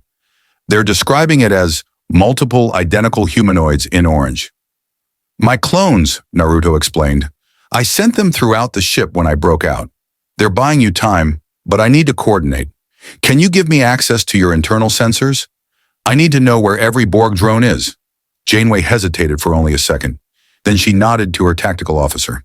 "Give him access." A holographic display materialized in front of Naruto, showing the Sovereign's deck layout with red markers indicating Borg positions. There were dozens of them, maybe 100, spread throughout the ship like a virus. But Naruto had fought wars. He'd coordinated the Allied shinobi forces during the Fourth Great Ninja War, directing thousands of fighters across multiple battlefields. This was just another battlefield. "Kit, the Borg cube is preparing to beam more drones aboard," Kurama warned. "We need to cut them off at the source." "Can't beam over there while their shields are up," Naruto muttered, studying the display. Then his eyes widened. "Wait, I don't need to beam. I can just go." "What?" Janeway asked. But Naruto was already moving to the view screen, staring out at the massive Borg cube that hung in space like a geometric tumor. It was 3 kilometers per side, bristling with weapons and tractor beams, its surface covered in the technological growths that characterized Borg construction. The Sovereign's weapons fire was splashing uselessly against its adaptive shields. "I'm going to stop this at the source," Naruto said. "That cube out there, it's controlling the drones on your ship, right?" "Through a subspace link," Shelby confirmed. "If we could sever that connection..." "I'll do better than sever it," Naruto interrupted. He turned to face Janeway. "I'm going to destroy the cube, but first I need you to lower your shields for exactly 3 seconds, just enough for me to get outside." "You're going to spacewalk?" Janeway said incredulously. "To fight a Borg cube alone?" "I've done crazier things," Naruto said with a grin that didn't quite reach his eyes. "Besides, you've got your hands full here. Someone needs to handle the big threat." He didn't wait for permission. The tailed beast cloak erupted around him, 9 tails of golden chakra manifesting in their full glory, filling the bridge with light and heat that made everyone step back. The cloak shifted, solidifying into what looked like armor made of pure energy, complete with horned crown and flowing tails. "Lower shield, section 12A, 3 seconds," Naruto ordered. "Now!" Janeway gave the command. The shields flickered off for a precisely measured moment, and Naruto moved. He didn't run to the airlock. He didn't need to. The chakra cloak allowed him to phase through solid matter when necessary, to exist slightly out of sync with normal spacetime. He passed through the Sovereign's hull like a ghost, emerging into the void of space surrounded by his protective aura. The vacuum didn't touch him. The radiation didn't burn him. He floated there in the darkness between ships, a single figure wreathed in golden fire, facing down a cube that could hold 50,000 drones. On the Borg cube, sensors detected him immediately. The collective analyzed this new threat, this dimensional anomaly that had destroyed their drones with contemptuous ease, that now approached their vessel as if intending single combat. "You will be assimilated," the Borg transmitted. "Resistance is futile." "Yeah, I've heard that one before." Kurama laughed darkly through Naruto's voice. "Let's see how futile you find this." Naruto brought his hands together, forming the seal that had defined his combat style since he was 12 years old. But this wasn't the shadow clone jutsu. This was something far more dangerous, a technique he'd developed during the war, refined through countless battles and perfected in the years since. Taju Kage Bunshin, no jutsu, Kurama shift. The space around the Borg cube filled with golden light as not dozens, not hundreds, but thousands of Naruto clones materialized simultaneously.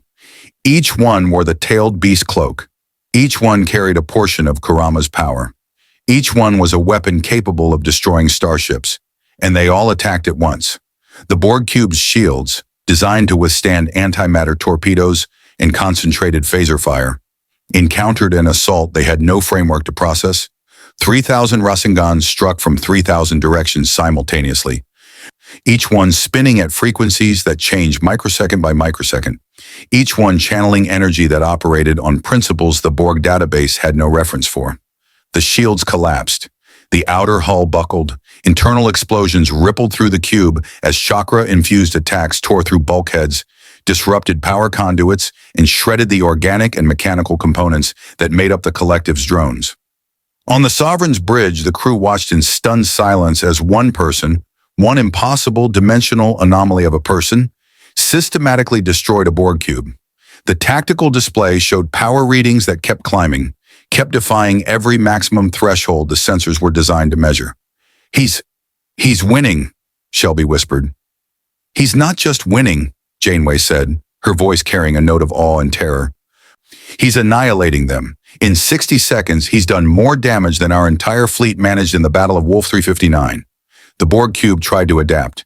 It fired cutting beams, launched plasma charges, attempted to assimilate the clones through projected nanoprobe clouds. But you couldn't assimilate something that dispersed into smoke when destroyed, that reformed instantly, that seemed to exist in defiance of entropy itself. Naruto's original body flew straight through the cube's failing shields, phasing through the outer hull. Inside, he found himself in a nightmare of mechanical horror. Vast chambers filled with alcoves where drones stood in regeneration, their bodies half flesh and half machine. Processing nodes pulsed with sickly green light. The air itself felt wrong, tainted by the collective's presence. "There," Kurama directed. "The central plexus. That's the cube's brain. Destroy it, and the whole structure fails." Naruto ran through the corridors, his clones following like a golden army. Drones emerged from alcoves, trying to stop him, but they were swept aside like leaves in a hurricane. He reached the central chamber, a massive sphere suspended in the heart of the cube, pulsing with the combined consciousness of thousands of linked minds. For a moment, he hesitated.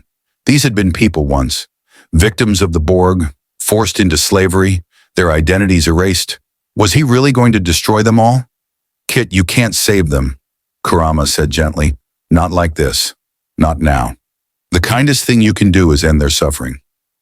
Naruto's hands came together. The Rasengan that formed was larger than any he'd created before.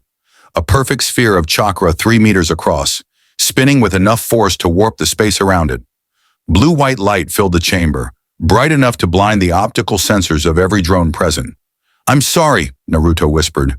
He drove the Rasengan into the central plexus. The explosion was catastrophic. The plexus shattered, sending cascading failures throughout the cube's systems. Power conduits overloaded. Structural supports failed. The collectives linked to every drone in this region of space, including those aboard the Sovereign, severed instantly.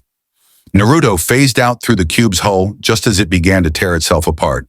He flew back toward the Sovereign, watching over his shoulder as the massive geometric structure collapsed in on itself, imploding in a series of explosions that lit up the void like a dying star. On the Sovereign, the Borg drones simply stopped. Their connection to the collective severed, their higher functions shut down, leaving only minimal autonomous operations. They became easy targets for the remaining security teams to neutralize. Janeway's bridge crew erupted in ragged cheers. They'd survived. Against a Borg cube, one of the Federation's greatest nightmares, they'd survived. Because of the prisoner they'd been transporting, the threat they'd been trying to contain. Naruto rematerialized on the bridge in a shimmer of golden light, the tailed beast cloak fading to reveal an exhausted young man in a torn orange jumpsuit. He swayed slightly, catching himself on the tactical console. "Cube destroyed," he reported unnecessarily. "The drones on your ship should be shut down. Your people can handle cleanup."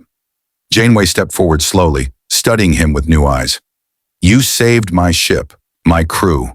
After we imprisoned you, after we treated you like a weapon instead of a person, you saved us." "That's what I do," Naruto said simply. "It's who I am. I don't abandon people just because they don't trust me yet. Trust has to be earned." He met her gaze steadily. Captain Sisko understood that. "I hope you will too." Before Janeway could respond, the view screen flickered. Captain Sisko's face appeared, transmitted from DS9. Behind him, several other faces crowded into view, admirals and captains from across Starfleet. "Admiral Janeway," Sisko said, his voice carrying weight, "we've been monitoring the situation. Sensors across 3 sectors detected that Borg cube's destruction. They're saying one life sign was responsible." He paused. "Was that Naruto Uzumaki?" "Yes," Janeway said quietly. "He destroyed a Borg cube single-handedly, after breaking out of containment, breaking out to save my crew from assimilation." The faces on the view screen exchanged glances. Naruto could see the calculations happening, reassessments, recalibrations of threat versus asset, fear versus opportunity. "Mr. Uzumaki," one of the admirals said, an older human woman with gray hair and admiral's pips. "I'm Admiral Nechayev. I owe you an apology. We treated you as a threat when you'd given us no reason to believe you were anything but a victim of circumstances. On behalf of Starfleet Command, I'm sorry." Naruto blinked, surprised. He'd expected continued hostility, not an apology. "However," Nechayev continued, "the situation remains complicated. You possess power that makes you a target. The Romulans want you. The Borg wanted to assimilate you, and we can't guarantee others won't try the same. For your own protection as much as galactic security, we need to find a solution." "I just want to go home," Naruto said tiredly. "That's all I've ever wanted." "We're working on it," a Trill Admiral said, someone Naruto didn't recognize. "Commander Dax has been analyzing the dimensional rift data. There might be a way to recreate the phenomenon that brought you here, to reverse it, but it will take time." "How much time?" Naruto asked. The admirals exchanged glances again. "Weeks, maybe months." Naruto felt his heart sink. Months away from Konoha, from his friends, from his world. Months of being a political crisis waiting to explode, a target for every faction that wanted to weaponize or eliminate him. "Until then," Nechayev said, "we'd like to offer you a choice. You can remain in protective custody, not imprisonment, but guarded quarters on a secure facility. Or," she paused, clearly uncomfortable with what she was about to suggest, "or you can work with us. Help defend the Federation against threats we can't handle alone. Prove that you're an ally, not a danger." "You want me to be a weapon after all," Naruto said bitterly. "No," Sisko interrupted. "They're offering you a chance to be what you've always been, a protector. Someone who saves people because it's the right thing to do. The Federation needs that, Naruto.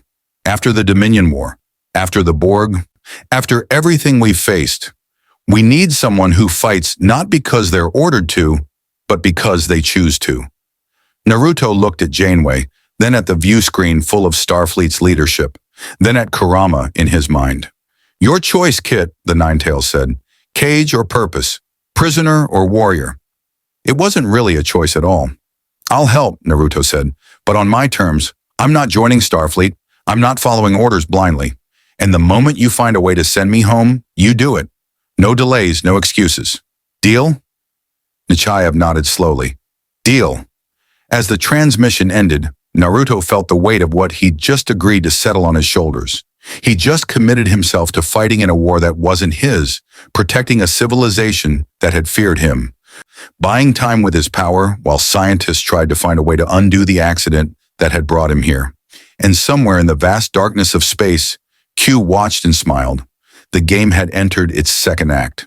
3 weeks passed in a blur of combat, diplomacy, and exhaustion. Starfleet kept their word. Naruto wasn't imprisoned, but he wasn't exactly free either.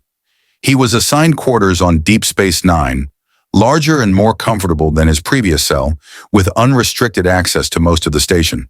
But 2 security officers shadowed him everywhere, and he knew every conversation was monitored, every movement tracked.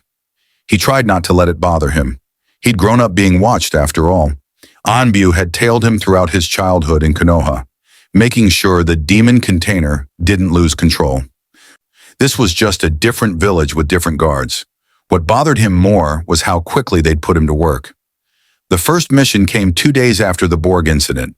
A Cardassian insurgent group had seized a Federation listening post near the Badlands, holding 37 hostages and threatening to execute 1 per hour until their demands were met. Negotiations had stalled. A rescue operation would take days to plan and execute. Sisko had come to him personally.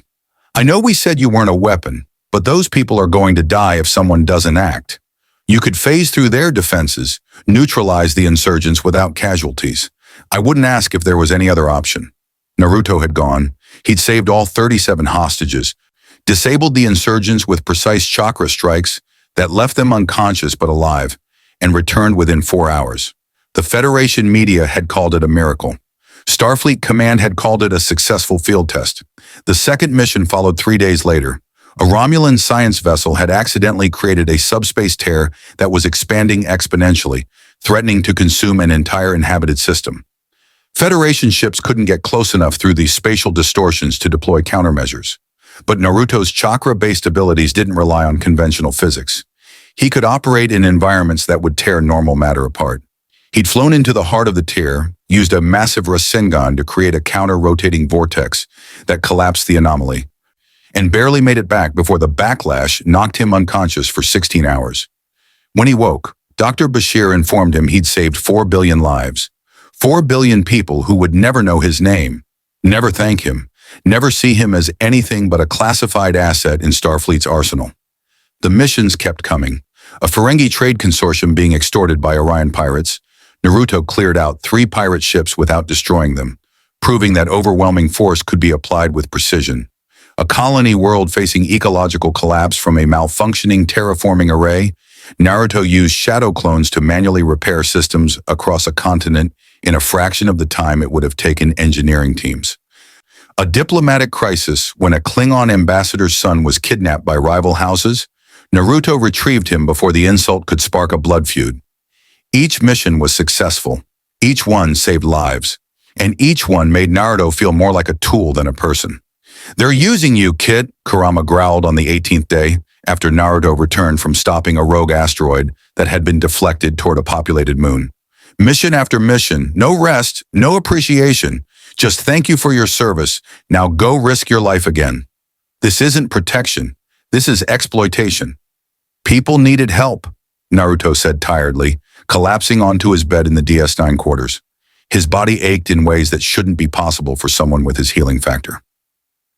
Fighting in this universe took a toll. Every jutsu had to punch through the resistance of physical laws that rejected chakra's existence. "What was I supposed to do? Say no." "Yes," Kurama snapped. "You're not their slave, kid. You don't owe them anything." "I owe them for not putting me in a permanent cell," Naruto countered, "and I owe it to myself to keep being who I am. Someone who helps people. Even if those people don't trust me yet." "Trust," Kurama scoffed. "When exactly do you think they'll trust you? After 10 missions? 100? How many times do you have to prove yourself before they see you as something other than a convenient weapon?" Naruto didn't have an answer for that. The door chimed. Naruto sat up, wincing as exhausted muscles protested. "Come in." Captain Sisko entered, carrying 2 cups of Raktajino. He'd taken to visiting Naruto after missions, ostensibly to debrief, but really just to check on him. Of everyone in this universe, Sisko seemed to genuinely care about Naruto as a person rather than an asset. "You look like hell," Sisko said bluntly, handing over one of the cups. "Feel like it too," Naruto admitted, accepting the bitter Klingon coffee he'd almost learned to tolerate. That asteroid had some kind of weird gravitational field around it. Felt like I was fighting through molasses for 6 hours straight. You saved 300,000 lives on that moon, Sisko said. The colony's governor wants to name their largest city after you. Great, Naruto said without enthusiasm. Another place I'll never visit that thinks I'm their hero. Sisko sat in the chair across from him, studying Naruto's face carefully. You're burning out. I'm fine. You're running yourself into the ground trying to prove you're one of the good guys, Sisko said.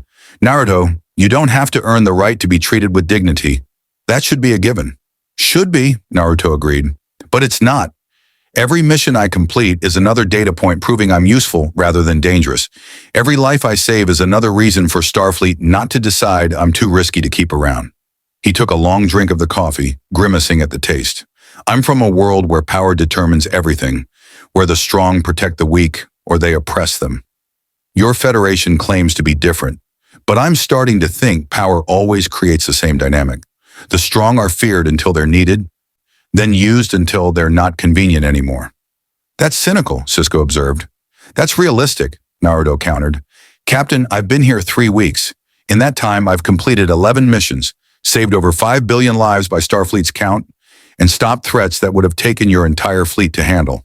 And you know what I've gotten in return?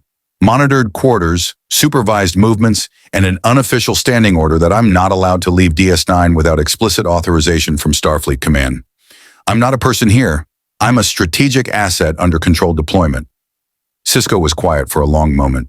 Then he sighed. You're right. And I hate that you're right. Starfleet prides itself on principles, the Prime Directive, the rights of sentient beings, the pursuit of peaceful exploration.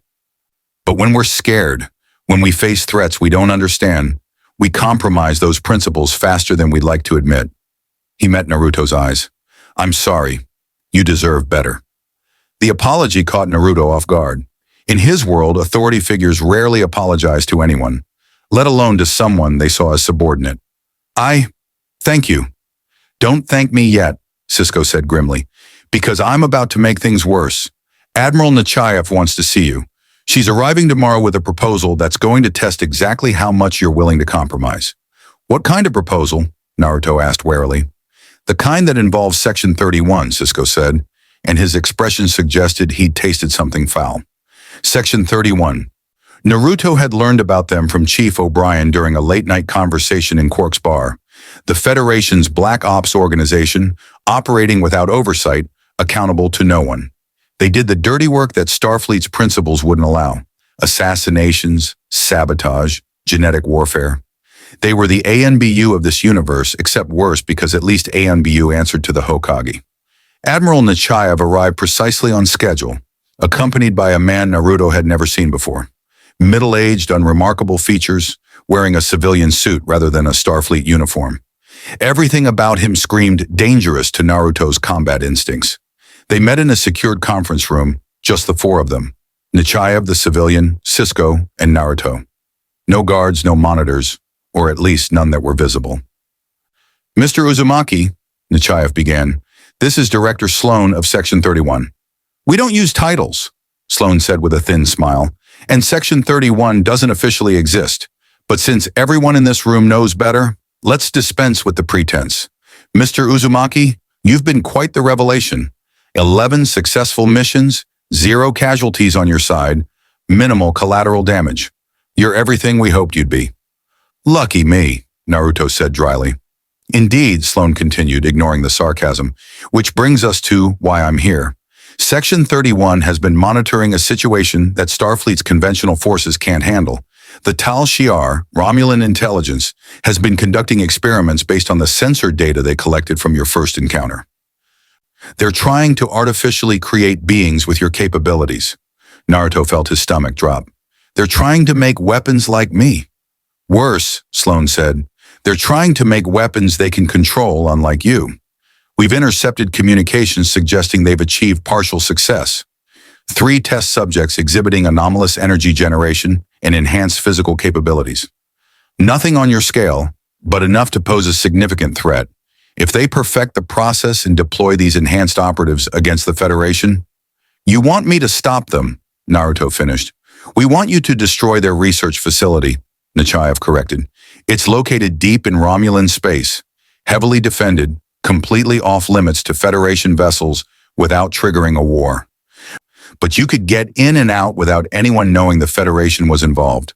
Destroy the facility, eliminate the research, ensure the Romulans can never weaponize your abilities. And the scientists? Naruto asked. The test subjects? Sloane's expression didn't change. Acceptable casualties.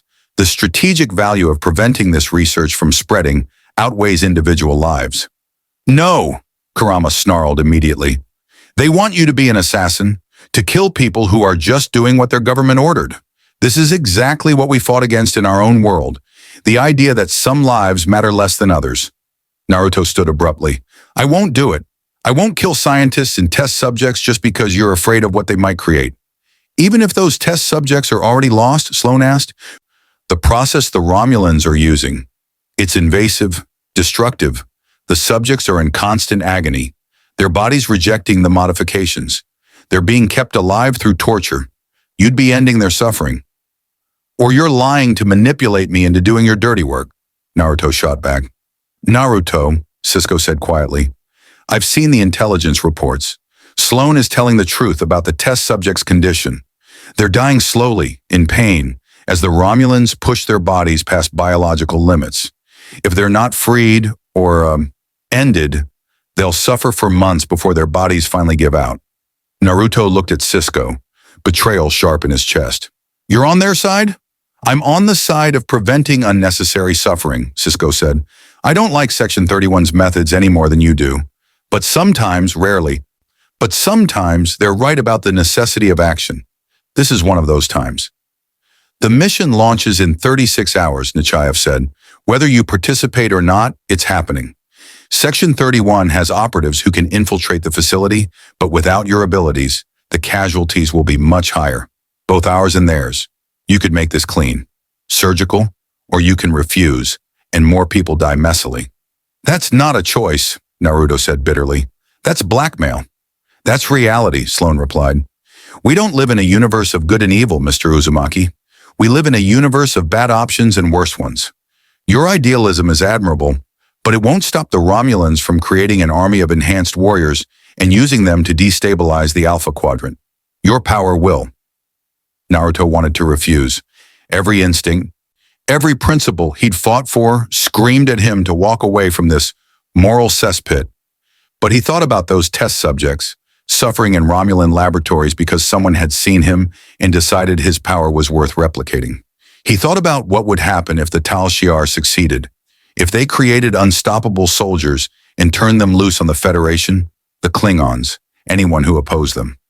He thought about the cycle of hatred he'd sworn to break, and how refusing to act sometimes just let the cycle spin faster. If I do this, Naruto said slowly, I do it my way. I go in, I free the test subjects if possible, I destroy the research, and I get out. No unnecessary killing, no torture. And if I find out you lied to me about any of this, if those test subjects are healthy, if the research isn't as dangerous as you claim, I'll make sure Section 31 becomes officially known to the entire Federation. I'll tell everyone what you do in the shadows. Acceptable, Sloane said immediately, which somehow made Naruto trust him even less. Captain Cisco will accompany you as an observer, Nechayev added, to ensure both parties honor their commitments. Is that agreeable? Naruto looked at Cisco, who nodded gravely. Having someone he trusted watching his back, and watching Section 31, was the only thing that made this tolerable. Fine, Naruto said. When do we leave? Tomorrow at 600, Sloane said. I suggest you rest. You'll need your strength. As the meeting broke up and people filed out, Cisco placed a hand on Naruto's shoulder. Are you all right? No, Naruto said honestly. I'm about to do exactly what I swore I'd never become. A weapon pointed at enemies by people in power. And the worst part? I don't see another option that doesn't result in more suffering. That's what it means to carry power, Cisco said quietly. Sometimes every choice hurts, and you have to pick the one that hurts least. Welcome to command decisions, Naruto. They don't get easier. That night, Naruto couldn't sleep. He stared at the ceiling of his quarters, feeling Kurama's presence like a weight in his mind. Kit, the Nine-Tails said softly, we don't have to do this. We could leave. Right now. phase through the station's hull, fly away into deep space, find some uninhabited planet and wait for Q or Dax or someone to figure out how to send us home. And leave those test subjects to suffer? Naruto asked. Leave the Romulans to perfect their research and use it against people who can't defend themselves? We're not responsible for this universe's problems, Kurama insisted. We didn't ask to be here. We don't owe them anything. I owe it to myself, Naruto said, to keep being the person I fought so hard to become. If I run from this because it's hard, because it's morally complicated, because it hurts, then what was the point of everything I suffered through in my own world? What was the point of learning to protect people, of believing that someone has to stand up for those who can't protect themselves? Even when protecting people means killing? Kurama challenged. Especially then, Naruto said, because if someone like me, someone with power, won't make the hard choices, then the people who make them won't care about minimizing harm. They'll just maximize efficiency. At least I'll try to save everyone I can. Kurama was silent for a long time. Then, you're going to destroy yourself trying to save people who fear you, kid. Just like I almost destroyed you before we became partners. Maybe, Naruto admitted, but that's my ninja way. I don't give up, and I don't abandon people. Even if it kills me. Then I'll be there with you, Kurama said. As always, but kid, don't lose yourself in this universe's darkness. Don't let them turn you into something you're not. I won't, Naruto promised. But as he finally drifted into uneasy sleep, he wasn't sure he believed his own words. The Romulan research facility existed in a pocket of space so remote that even Starfleet's long-range sensors barely registered it. A moon orbiting a dead planet in an uncharted system, protected by sensor-scrambling satellites and cloaked defense platforms. Section 31's intelligence placed it 3 days from the neutral zone, at maximum warp, deep enough in Romulan territory that getting caught meant certain death and probable interstellar incident. They traveled in a specialized runabout, modified beyond Federation standard, with cloaking technology that Sloan claimed was borrowed from the Romulans themselves, enhanced shields and sensor masking that made them almost invisible to detection grids. Naruto, Cisco, Sloan, and 2 Section 31 operatives whose names were never given occupied the cramped vessel for 72 hours of tense silence. Naruto spent most of the journey in meditation, trying to center himself for what was coming. Kurama prowled restlessly in his mindscape, the Ninetales anxiety bleeding into Naruto's consciousness like static. I don't like this, kid. These Section 31 people, they have an agenda beyond what they've told you. I can smell deception on them like rot. I know, Naruto thought back, but Cisco's here. He won't let them cross the line. One honorable man among snakes, Kurama muttered. I hope that's enough. When they finally dropped out of warp at the system's edge, the view screen showed a barren moon pockmarked with ancient impact craters. Sensor sweeps revealed the facility, built into the moon's subsurface, shielded by 30 meters of rock and reinforced uranium plating. Heat signatures indicated approximately 200 life forms inside, most concentrated in what appeared to be research labs and holding cells. There, Sloan said, highlighting a section of the facility on the tactical display, the primary research wing. That's where they're conducting the enhancement experiments. Destroy everything in that section. Computers, biological samples, the test subjects themselves. Leave nothing that can be recovered or analyzed. I said I'm freeing the test subjects if possible, Naruto said flatly. And I'm telling you it's not possible, Sloan replied. The modifications are killing them. The kindest thing you can do is end their suffering quickly, rather than let them die slowly over the next few weeks. Cisco studied the display. His expression troubled. How many test subjects are we talking about? 3 confirmed, Sloan said. Possibly a 4th in early stages. 4 lives, Naruto said. You want me to kill 4 people because saving them is inconvenient. I want you to end 4 people's suffering because their bodies are rejecting genetic modifications at the cellular level, Sloan corrected. There's a difference between killing and mercy. Mercy is what the person receiving it thinks it is, Naruto shot back. Not what's convenient for you. Gentlemen, Cisco interrupted, we're 30 minutes from insertion. I suggest we focus on the mission parameters we can agree on.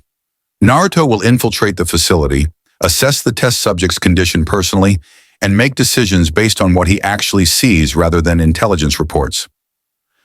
If they can be saved, we save them. If they can't, He looked at Naruto. That's your call to make, not Section 31's. Sloane's expression soured, but he nodded. Acceptable, though I remind you that hesitation could compromise the entire operation. And I remind you that this isn't your operation anymore, Cisco said coldly. It's his. 20 minutes later, Naruto stood in the runabout's transporter chamber, the golden chakra cloak already manifesting around him. They couldn't beam him directly inside. The facility's shields would detect and block a standard transport, but they could get him close enough to phase through. Remember, Sloane said through the comm, the research must be destroyed. Everything else is secondary. Naruto didn't respond. The transporter beam took him, depositing him on the moon's surface 500 meters from the facility's nearest entrance. The moon had no atmosphere, no magnetic field, nothing but radiation and vacuum. His chakra cloak shielded him from it all, the Nine-Tails power creating a bubble of survivable space around him. He ran toward the facility, each step launching him 30 meters in the low gravity. The cloaked defense platforms didn't detect him. Chakra didn't register on their sensors as anything more than background radiation. Within 2 minutes, he reached the reinforced duranium wall of the facility's outer structure. Through or around? Kurama asked. Through, Naruto decided. Faster and quieter. He phased, his body becoming temporarily intangible as he passed through 30 meters of solid rock and metal. It felt like moving through thick mud, resistance that grew stronger with each meter, the universe itself trying to reject his presence. When he emerged on the other side, he was inside a sterile corridor lit by dim emergency lighting. Romulan warning signs covered the walls in a language he couldn't read, but the meaning was clear enough. Restricted area, authorized personnel only. He could feel them now, the life forces scattered throughout the facility. 200 Romulans going about their work, most clustered in research labs and administrative areas, and 4 others, their signatures wrong somehow, flickering and unstable like candles in a hurricane. The test subjects. Naruto moved through the facility like a ghost, phasing through walls and closed doors, avoiding Romulan scientists and security officers who had no idea death walked among them. His sensory abilities, enhanced to godlike levels by 6-pass Sage Mode, painted a complete picture of the facility's layout in his mind. He navigated toward the test subjects with perfect precision. The holding area was in the facility's deepest section, behind security doors and energy barriers that would have stopped a Starfleet assault team. Naruto walked through them all without triggering a single alarm, and then he saw them. 4 cells, each containing a figure suspended in a vertical tank filled with greenish fluid. Medical equipment surrounded each tank, monitoring vital signs that fluctuated wildly. And the figures themselves. Naruto felt his stomach turn. They had been Romulan once. You could still see the pointed ears, the angular features of their species, but the modifications had warped them into something else. Their skin had taken on a strange, translucent quality, veins visible beneath the surface glowing with an eerie orange light. Portions of their bodies had crystallized into something that wasn't quite flesh and wasn't quite mineral. Their faces were frozen in expressions of agony, even in their sedated state. Kit, Kurama said quietly, I'm reading their energy signatures. Whatever the Romulans did, they tried to force chakra pathways into bodies that evolved without them. It's like trying to graft a third arm onto someone by just cutting them open and hoping it attaches. The rejection is catastrophic. Can we save them? Naruto asked desperately. Their cellular structure is breaking down. The foreign energy is consuming them from the inside out. Even if we extracted them, even with your healing abilities, they'd have weeks at most. And those weeks would be nothing but pain. Naruto stepped closer to the nearest tank, pressing his hand against the glass.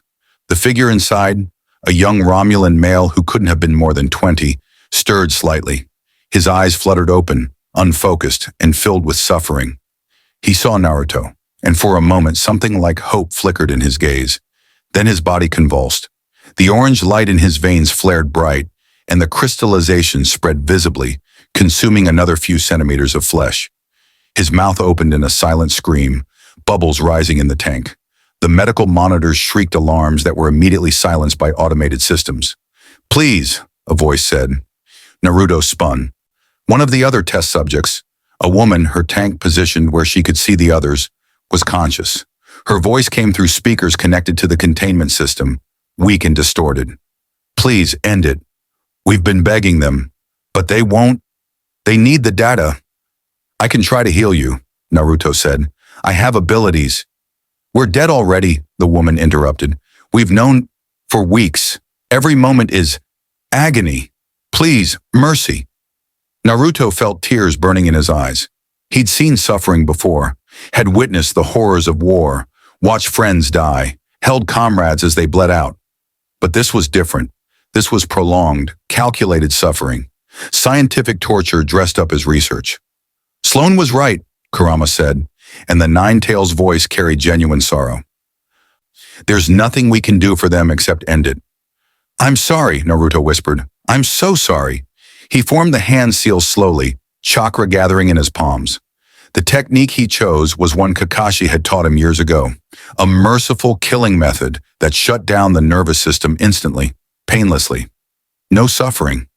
Just sleep. He placed his hands on each tank in turn, channeling the chakra through the containment systems. 4 lives ended in seconds, their pain finally ceasing, their bodies going still in the fluid. The monitors flatlined with quiet digital finality. Naruto stood there, shaking, the weight of what he'd just done crushing him. You gave them what they asked for, Kurama said gently. You ended their suffering. That's not murder, Kit. That's compassion. It doesn't feel like compassion, Naruto said. He wanted to scream. He wanted to destroy the entire facility, to punish every scientist who'd participated in this atrocity. But he forced himself to focus. The mission: destroy the research, make sure no one else suffered like this. The research lab was 3 levels up, guarded by security officers with disruptor rifles. Naruto didn't bother with stealth anymore. He phased through the floor directly into the lab's center, materializing in the middle of a dozen shocked Romulan scientists. Security to Research Lab 7, one of them shouted, backing away. Intruder, the Anomaly is here. Naruto ignored them. His shadow clones erupted into existence. Dozens of them, each one moving with purpose. Some gathered data storage devices, isolinear chips, computer cores, anything that might contain research data. Others began systematically destroying equipment. Still more positioned themselves to intercept the security teams that would inevitably arrive. You tortured those people, Naruto said, his voice cold. You killed them slowly, painfully, just to study something you didn't understand. And for what? To create weapons? To feel powerful? We serve the Romulan Star Empire, one of the scientists said with more courage than sense.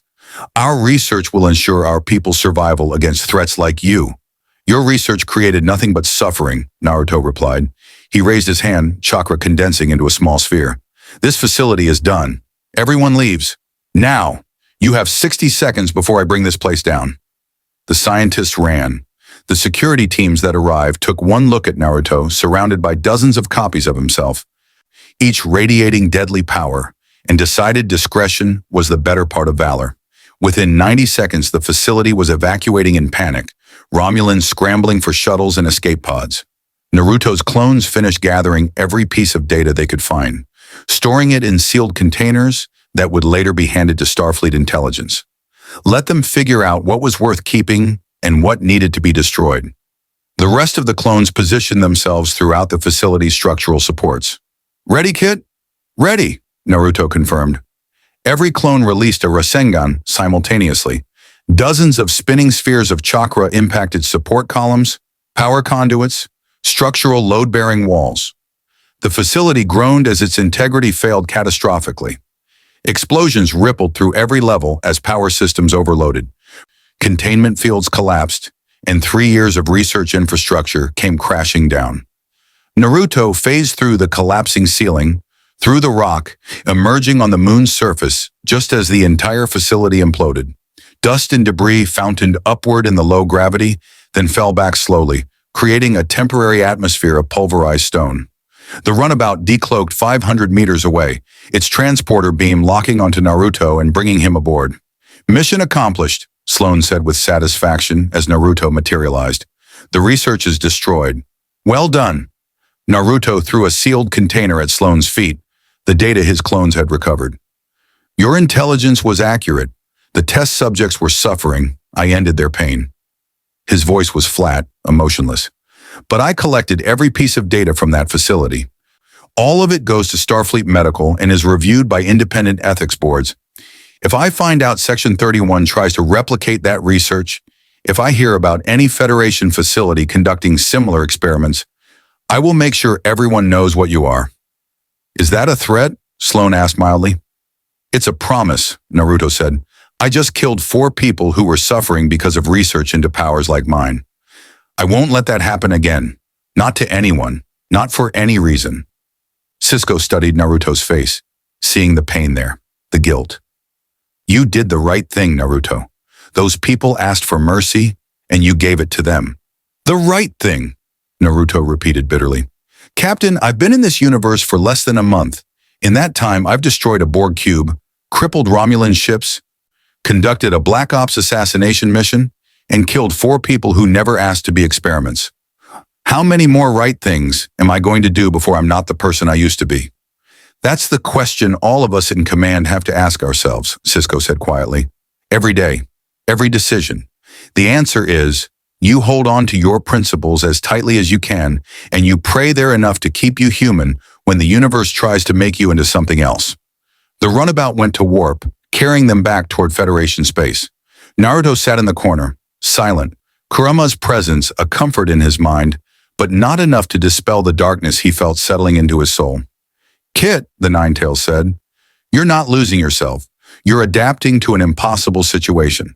That's survival, not corruption. I don't want to just survive, Naruto said. I want to go home. I want to see Sakura's smile when I make a stupid joke, and Kakashi-sensei's exasperation when I ignore his instructions, and even Sasuke's annoyed grunt when I challenge him to a fight. I want my life back. Soon, Kurama promised. Dax is working on it. Q said he'd send us home eventually. This is temporary, kid. Just hold on. But as the runabout flew through the void, carrying them back to a space station that wasn't home and a civilization that saw him as a tool, Naruto wondered how much of himself would be left by the time eventually arrived. On Deep Space Nine, Commander Dax sat in her lab surrounded by holographic displays showing dimensional mathematics so complex they gave her predecessor's memories headaches. She'd been working 18-hour days for weeks, analyzing the rift data, consulting with every physicist in Starfleet, running simulations that crashed even the station's most powerful computers. And she was close, so close. The equations were starting to make sense, the variables aligning. Another few weeks, maybe a month, and she might have a way to recreate the rift, to send Naruto Uzumaki home. She just hoped he'd still be the same person when the time came, because the reports she read, the missions he completed, the impossible things he did, told the story of someone being ground down by a universe that demanded everything and gave nothing back. Dax had lived 9 lifetimes. She recognized the signs of a soul being tested past its breaking point. Hold on, Naruto, she whispered to the empty lab. Just a little longer. The breaking point came 6 days later, on a mission that should have been simple. A Federation science vessel, the USS Copernicus, had gone silent near the Paulson Nebula while investigating spatial anomalies. Standard procedures said to wait 72 hours before dispatching search and rescue, but the Copernicus carried experimental quantum computing technology that Starfleet intelligence deemed too sensitive to risk falling into hostile hands. They needed someone who could navigate the nebula's sensor-dampening effects, locate the ship, and extract the crew or destroy the technology. They needed Naruto. He'd barely returned from the Romulan mission when Sisko came to his quarters with the assignment. Naruto saw the apology in the captain's eyes before he even spoke. I tried to tell them you need rest, Sisko said, but Starfleet Command is insistent. The Copernicus has been out of contact for 19 hours. Every minute increases the chance that someone else finds it first. Someone else like who? Naruto asked, exhaustion making his voice flat. Take your pick. Romulans, Cardassians, independent salvagers. That nebula is in disputed space. Everyone has access and no one can claim jurisdiction. Sisko handed him a pad with the mission parameters. I'm sorry, Naruto. I know you're tired. I'm always tired, Naruto said, taking the pad without looking at it. When do I leave? 2 hours and Naruto... Sisko hesitated. If you need to refuse this mission, I'll back you. Tell Command you're not a machine. You're entitled to rest. And while I rest, The Copernicus crew dies or gets captured, Naruto said. No thanks, Captain. I'll go. Kit, this is too much, Kurama warned. We haven't recovered from the last mission. Your chakra reserves are depleted, your body is exhausted, and your mind is— I'm fine, Naruto lied. He wasn't fine. He hadn't been fine since killing those test subjects. Their faces haunted him every time he closed his eyes.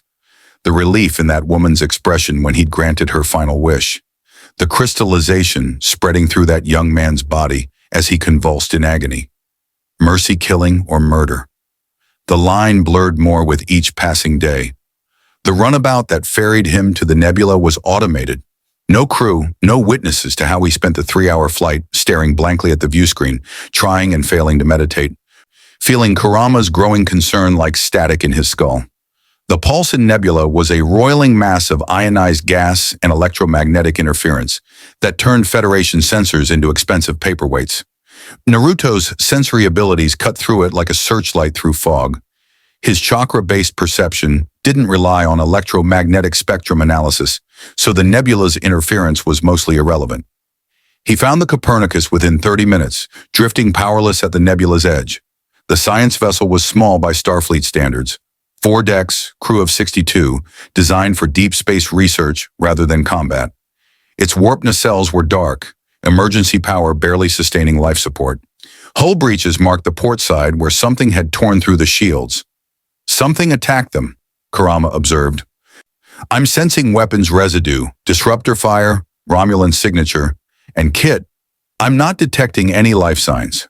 Naruto's heart sank. He phased through the Copernicus's hull, materializing on the bridge. Emergency lighting cast everything in red shadows. 3 bodies lay at their stations. Bridge crew, killed by disruptor fire. Clean shots, execution style. No defensive wounds. They'd been caught completely by surprise. He moved through the ship systematically, checking each deck. Engineering, 4 dead. Sickbay, 7 dead, including the medical staff. Crew quarters, the rest. All of them killed with brutal efficiency, their bodies left where they fell. 62 lives gone. The entire crew murdered, and in the ship's primary computer core, the quantum technology was missing, precisely extracted, leaving behind scorched circuits and severed connections. Naruto stood in the silent, tomb-like vessel, surrounded by death, and felt something inside him crack. Kit, we need to leave, Kurama said urgently. Whoever did this might still be nearby, and you're in no condition to fight. They were scientists, Naruto said, his voice hollow. Researchers. They weren't soldiers. They had no weapons, no combat training, and someone just executed them all. For technology. This universe is brutal, Kit. You can't save everyone. I wasn't even trying to save them. Naruto's voice rose to a shout that echoed off the dead ship's walls. I was just supposed to retrieve technology or destroy it. Starfleet didn't even care about the crew. They cared about keeping their precious quantum computers out of enemy hands. 62 people died, and the mission briefing spent 3 paragraphs on the technology and 1 sentence on crew rescue. He slammed his fist into the bulkhead, the reinforced titanium crumpling like paper under chakra-enhanced strength. The impact echoed through the ship, a sound of rage and frustration and grief that had been building for weeks. I can't do this anymore, Kurama, Naruto said, sliding down the wall to sit on the deck. I can't keep being their weapon. Every mission, more people die. Every choice I make, I lose a piece of who I used to be. When I was in Konoha, when I was fighting in the war, at least then I knew what I was fighting for. My friends, my village, my world. But here, I'm fighting for a civilization that fears me, for people who see me as a strategic asset, for ideals that they compromise the moment it's inconvenient. Then stop, Kurama said simply. Walk away, right now. Leave the ship, leave the Federation, leave all of it behind. We'll find a planet somewhere and wait for Dax to finish her research or for Q to keep his promise. Let this universe solve its own problems. It was tempting. So tempting. Just give up. Stop carrying everyone else's burdens. Stop making impossible choices. Stop losing himself one mission at a time. But then he thought about the test subjects he'd granted mercy to, the hostages he'd saved, the billions of lives protected when he destroyed that Borg cube. Every mission had cost him something, but every mission had also meant someone survived who wouldn't have otherwise. If I walk away, Naruto said quietly, who pays the price? Not Starfleet command making decisions from comfortable offices. Not Section 31 operating in the shadows. It's people like this crew. People who just wanted to explore, to learn, to contribute something meaningful. They're the ones who suffer when people like me decide their problems aren't worth solving. You can't save everyone, kid. No, Naruto agreed, but I can try.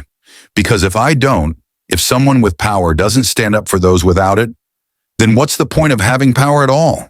He stood slowly, exhaustion making every movement feel like moving through quicksand.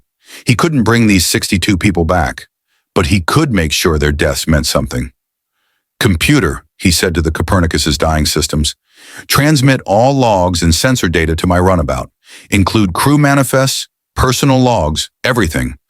I want a complete record of who these people were. Unable to comply, the computer's synthesized voice responded, main computer offline, auxiliary systems critical.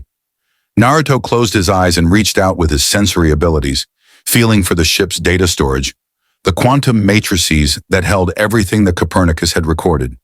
His chakra touched the systems, interfacing with technology in ways the designers never intended, copying data directly through energy manipulation that bypassed dead circuits and failed connections. When he finished, he had everything: mission logs, personal journals, family messages, research notes, the entire digital footprint of 62 lives that had ended too soon. What are you going to do with it? Kurama asked. Make sure they're remembered, Naruto said. Make sure someone knows their names, their stories, what they died for. Because if all that survives is a mission report saying crew lost, technology compromised, then they become statistics. I won't let that happen. He set charges throughout the Copernicus, not to destroy it, but to overload its remaining power systems and send out a distress beacon that would guide Starfleet to the bodies. The families deserved to know what happened. The crew deserved proper burial rites, whatever those were in Federation culture. As Naruto prepared to leave, something caught his attention. A flicker at the edge of his senses. A presence that felt wrong. Reality bending around a point in space that shouldn't exist. Q materialized on the bridge, leaning casually against the tactical console as if he were at a social gathering rather than aboard a tomb ship. Bravo, Q said, slow clapping. That was quite the emotional breakdown. Very moving. I especially enjoyed the part where you punched the wall. So visceral, so raw. The continuum is absolutely riveted. Get out, Naruto said, his voice low and dangerous. Oh, don't be like that, Q said, waving dismissively. I'm here to offer encouragement. You've been performing so well. 11 successful missions. Thousands of lives saved. Only 4 kills that weren't strictly necessary. You're doing exactly what I hoped you'd do.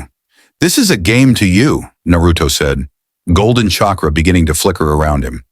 These people's deaths, my suffering, it's all just entertainment. Entertainment is such a limited word, Q mused. I prefer observation of unprecedented phenomena. You're a variable that shouldn't exist, making choices that create ripples across causality. Do you have any idea how fascinating that is from a being who's seen every possible outcome of every possible decision? You're genuinely unpredictable. It's delicious. Then here's something unpredictable, Naruto said, his voice dropping to a whisper that somehow carried more threat than a shout. Send me home right now. Keep your promise or I stop playing your game. I walk away from every mission, refuse every request, and sit in a room doing nothing until Dax finds a way to send me back. Let's see how entertaining that is. Q's smile faded. Now, that would be cheating. We had an agreement. You show me what kind of being you are, and then I send you home. We're not finished yet. We're finished when I say we are, Naruto said. The Ninetales chakra exploded outward, filling the bridge with golden fire, Ninetales manifesting and lashing through the air. You wanted to see what I do? Here it is. I'm done being manipulated, done being used. Send me home, or find out what happens when you push someone like me too far. For a moment, just a moment, something flickered across Q's face. Not fear exactly, but consideration, recalculation. You know, Q said slowly, in all my observations of your species and dozens of others, I've learned something.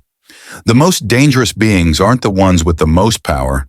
They're the ones with power who have nothing left to lose. He snapped his fingers. Reality twisted. The Copernicus vanished. The nebula vanished. Naruto found himself standing in a place that hurt to look at. A space that was somehow outside space. Colors that didn't exist. Dimensions that folded in on themselves. And surrounding him were beings made of pure light, humanoid in shape but clearly far beyond anything resembling human. The QContinuum. "The boy threatens us," one of the lights said, its voice resonating from every direction at once.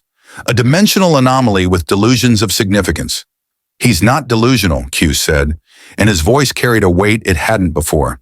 "He's exhausted, pushed past his limits by a civilization that doesn't understand what they're asking of him. And he's right. We made an agreement. Perhaps it's time to honor it." "You wish to send him home?" another light asked. "To remove this variable from our observation?" "I wish," Q said carefully, "to give him a choice. The one thing we never offered humanity or Romulans or any species we've tested.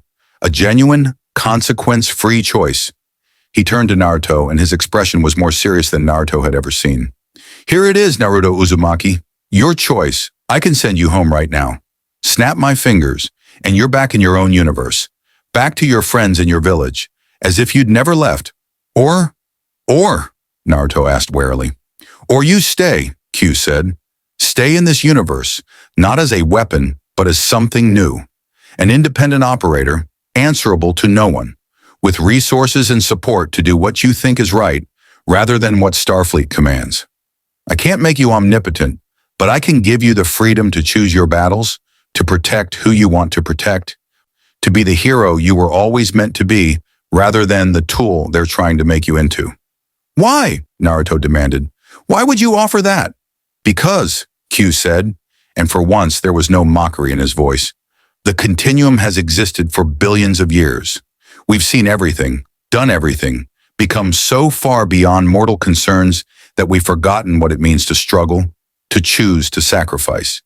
You remind us, not through your power, but through your stubborn, irrational, beautiful insistence on being kind, even when the universe gives you every reason not to be. That's worth preserving. That's worth protecting." Naruto looked at this impossible being, then at the lights surrounding them, entities that existed beyond time and space, watching his decision with an attention that made his skin crawl. Go home? Back to everything he knew, everyone he loved? Or stay in a universe that needed him but didn't know how to accept him? "Kid," Kurama said gently, "this is your choice. I'll support whatever you decide. But know this, if we go home, your world won't have changed. Your friends will welcome you back, and life will continue. If we stay, we'll probably destroy ourselves trying to save people who fear us." "I know," Naruto said. He closed his eyes thinking about Konoha, about Sakura, who'd grown from the girl who had a crush on Sasuke into a powerful medical ninja and one of his closest friends, about Kakashi-sensei, who'd guided him from a hopeless prankster into someone worthy of the Hokage's legacy, about Sasuke, his brother in all but blood, walking his own path of redemption. They would understand. If he stayed, if he chose to remain in this broken universe because people needed him, his friends would understand. That's who they'd helped him become. "I have conditions," Naruto said, opening his eyes. "Name them," Q said. "First, you let Commander Dax finish her research. If I ever change my mind, if I ever want to go home, the path stays open. Second, you don't interfere with my choices. No manipulating situations, no testing me, no games. If I'm staying, it's on my terms. Third," he paused. "Third, you help me find the people who killed the Copernicus crew. The ones who stole that technology and murdered 62 scientists. You want to see what kind of being I am? Let me show you. I'm the kind who makes sure murderers answer for their crimes." The lights of the continuum pulsed, communicating in ways Naruto couldn't begin to understand. Finally, Q spoke. "Agreed to all conditions." He smiled, but it was different now. Not mocking, but almost approving. "Welcome to the Federation, Naruto Uzumaki. Not as their weapon, but as their conscience. Try not to destroy too much in the process." He snapped his fingers. Naruto was back in his quarters on Deep Space Nine. No transition, no sensation of movement. One moment in the continuum, the next standing in a room that had become as close to home as anywhere in this universe. "Kit," Kurama said, "are you sure about this?" "No," Naruto admitted, "but I've never been sure about anything. I just do what feels right and hope it works out." The door chimed. Naruto opened it to find Cisco standing there, PADDD in hand, worry etched into his features. "Naruto, I just received your data transmission from the Copernicus. All those personal logs, the crew profiles." Cisco's voice caught. "Thank you for making sure they're remembered as people, not casualties." "They deserve that much," Naruto said. "Starfleet Command is demanding a full debrief on what happened. They want to know if the quantum technology can be recovered. If..." Cisco stopped, reading Naruto's expression. "You're not going to give them that debrief, are you?" "I'm done taking orders from Starfleet Command," Naruto said flatly. "I'm done being their weapon on call, but I'm not done helping people. So here's what's going to happen. I'm going to hunt down whoever killed that crew. I'm going to make sure they face justice. And after that, I'm going to decide for myself what's worth fighting for and what isn't. If Starfleet has a problem with that, they'll have to deal with it," Cisco finished. "Naruto, you're talking about going rogue, operating outside Federation authority. That makes you a threat?" Naruto interrupted. "An uncontrolled asset?" "Yeah, I know. But that's better than being a controlled one. At least this way, when I make a choice, it's mine. The consequences are mine. The responsibility is mine." He met Cisco's eyes. "Will you try to stop me?" Cisco was quiet for a long moment. Then he smiled, a small, tired smile that carried approval. "No, because someone needs to hold the line when regulations and politics get in the way of doing what's right.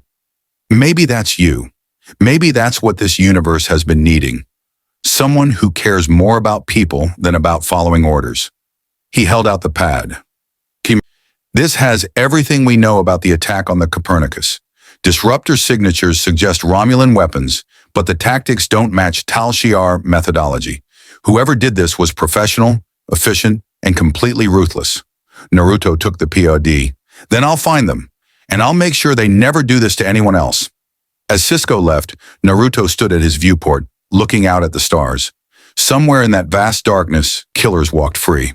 Somewhere, the Romulans who tortured those test subjects were creating new atrocities. Somewhere, people suffered because those with power chose convenience over compassion. He couldn't save everyone. Kurama was right about that. But he could try, and maybe, just maybe, trying was enough. So we're really doing this, kid. Staying in a universe that's not ours, fighting battles that aren't ours, protecting people who fear us? "Yeah," Naruto said, "because that's my ninja way.